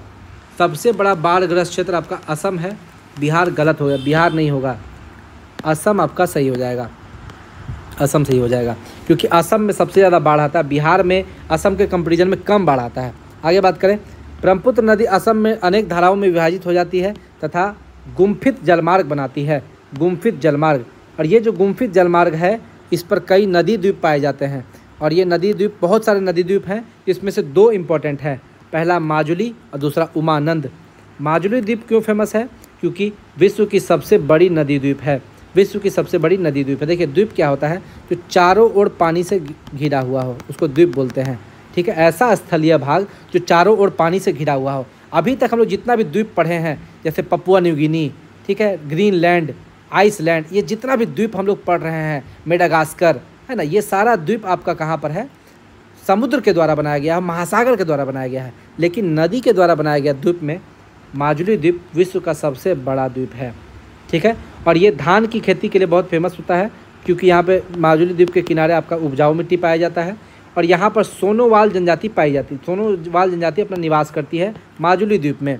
याद रखिएगा, असम के पहले एक मुख्यमंत्री हुआ करते थे सर्बानंद सोनोवाल। सर्बानंद सोनोवाल उन्होंने क्या किया कि ये जो माजुली द्वीप है इसको असम का जिला घोषित कर दिया, यानी कि ये अब द्वीप नहीं है, असम का एक जिला है। आपसे क्वेश्चन पूछता है भारत का पहला नदी द्वीप जिला कौन है? तो माजुली है, माजुली है। अब देखिए सबसे बड़ा नदी द्वीप तो आपका माजुली है और सबसे छोटा नदी द्वीप भी आपका उमानंद है जो कि ब्रह्मपुत्र नदी पर ही है। याद रखिएगा, माजुली भी आपका ब्रह्मपुत्र नदी पर है, उमानंद भी आपका ब्रह्मपुत्र नदी पर है, जबकि माजुली विश्व का सबसे बड़ा नदी द्वीप है और विश्व का सबसे छोटा नदी द्वीप उमानंद है। ये भी आपसे क्वेश्चन पूछता है। अब ब्रह्मपुत्र की सहायक नदी देख लेते हैं। ठीक है, तो ब्रह्मपुत्र नदी यहाँ इधर आपका कहाँ से, छेमा यूनु ग्लेशियर से निकलेगा, होते हुए इधर से ऐसे करते हुए आपका निकल जाएगा। तो यहाँ पर आपका दिबांग और लोहित, दिबांग और लोहित आपका अरुणाचल प्रदेश में इसका सहायक नदी है। उसके बाद सदिया से लेकर धुबरी तक ये अपना रिफ्ट असम घाटी बनाता है। यहाँ पर इधर से एक नदी मिलेगा सुबनसिरी, इधर संकोश, इधर आपका मानस, मानस नेशनल पार्क है असम में तो वो मानस नदी भी है। तीस्ता नदी आपका कहाँ से निकलेगा, जेमू ग्लेशियर से निकलेगा। और यहाँ पर एक बांध बना दिया भारत तीस्ता नदी पर एक बांध बना दिया है, इसीलिए भारत और बांग्लादेश के बीच में ये जल विवाद है। तो आपसे पूछेगा तीस्ता नदी जल विवाद किस किस देश के बीच में है, तो भारत और बांग्लादेश के बीच में है। कोई भी बांध बना देगा, बांग्लादेश बोलेगा भाई मेरे को पानी का कमी हो गया, क्यों कमी हो गया, भारत ने वहाँ पे बांध बना दिया था। सुबनसिरी, संकोश, मानस और तीस्ता, ये 4 नदियाँ हैं जो ऊपर से नीचे मिलती है, हिमालय तरफ से मिलती है। नीचे से 2 नदी मिलती है, 3 नदी मिलती है एक्चुअली। यहाँ पर बराक नदी मिलेगी, यहाँ नीचे से कपिली नदी और धनसिरी नदी। तो ये सारी नदी ब्रह्मपुत्र की क्या है, सहायक नदी है। याद रखिएगा, यहाँ पर एक जगह पड़ता है असम का, इसको बोलते हैं जोरहाट। जोरहाट फेमस क्यों है, क्योंकि यहाँ पर राष्ट्रीय चाय अनुसंधान केंद्र पाया जाता है, राष्ट्रीय चाय अनुसंधान केंद्र पाया जाता है। ये तो बराक नदी बता ही दिए। बराक नदी असम में क्या करता है, सुरमा घाटी का निर्माण करता है, जो पेट्रोलियम के लिए फेमस है, पेट्रोलियम का भंडार है। और इसी बराक नदी पर नेशनल वाटरवे 6 है, राष्ट्रीय जलमार्ग 6 है, जो कि लखीमपुर से भांगा 121 किलोमीटर तक है। उसके बाद बात करें, सारा हम लोग सहायक नदी पढ़ लिए, 3 नदी बच गया था अभी भी, जिया भरेली, पगला दिया और पिथुमारी। सुनने में बड़ा अजीब लगता है, ठीक है। इतना सारा आप सहायक नदी पढ़ लिए। इसके बाद आपका बचा जिया भरेली, यानी कि आपका जिया भर गया, इसी से जिया भर गया, यानी कि वो आपको पगला दिया तभी ना उससे आपका जिया भर गया। अब क्या कीजिएगा, पत्थर से मार दीजिएगा उसको, पिथुमारी। जब भी आपका किसी से जिया भर जाएगा, आप उसको क्या कीजिएगा, पत्थर से मार दीजिएगा। कोई आपको पगला देगा ना, तो आपका उससे जिया भर जाएगा, मन भर जाएगा उससे, जिया यानी कि मन भर जाएगा। आप उसको पत्थर से मारने लगेगा, बोलेगा अरे पगलाओ मत यार हमको। तो ये ब्रह्मपुत्र की सहायक नदी है। तो इन सारी नदियों को हम आपको बता दिए। तो ये हमारा आज का वीडियो समाप्त हुआ, जिसमें हम लोग हिमालय से निकलने वाली नदी पढ़ चुके हैं। अगला वीडियो हम लोग आएगा प्रायद्वीपीय भारत से निकलने वाली नदियाँ, और उस वीडियो को जितना डीप में आज हम लोग पढ़े हैं, उतना ही डीप में हम लोग उस वीडियो में भी पढ़ेंगे। तो कैसा लगा आपको मेरा वीडियो? अगर आपको मेरा वीडियो अच्छा लगा हो तो मेरे चैनल को लाइक, शेयर और सब्सक्राइब कीजिएगा। ज़्यादा से ज़्यादा लोगों को मेरा वीडियो फैलाइएगा। धन्यवाद।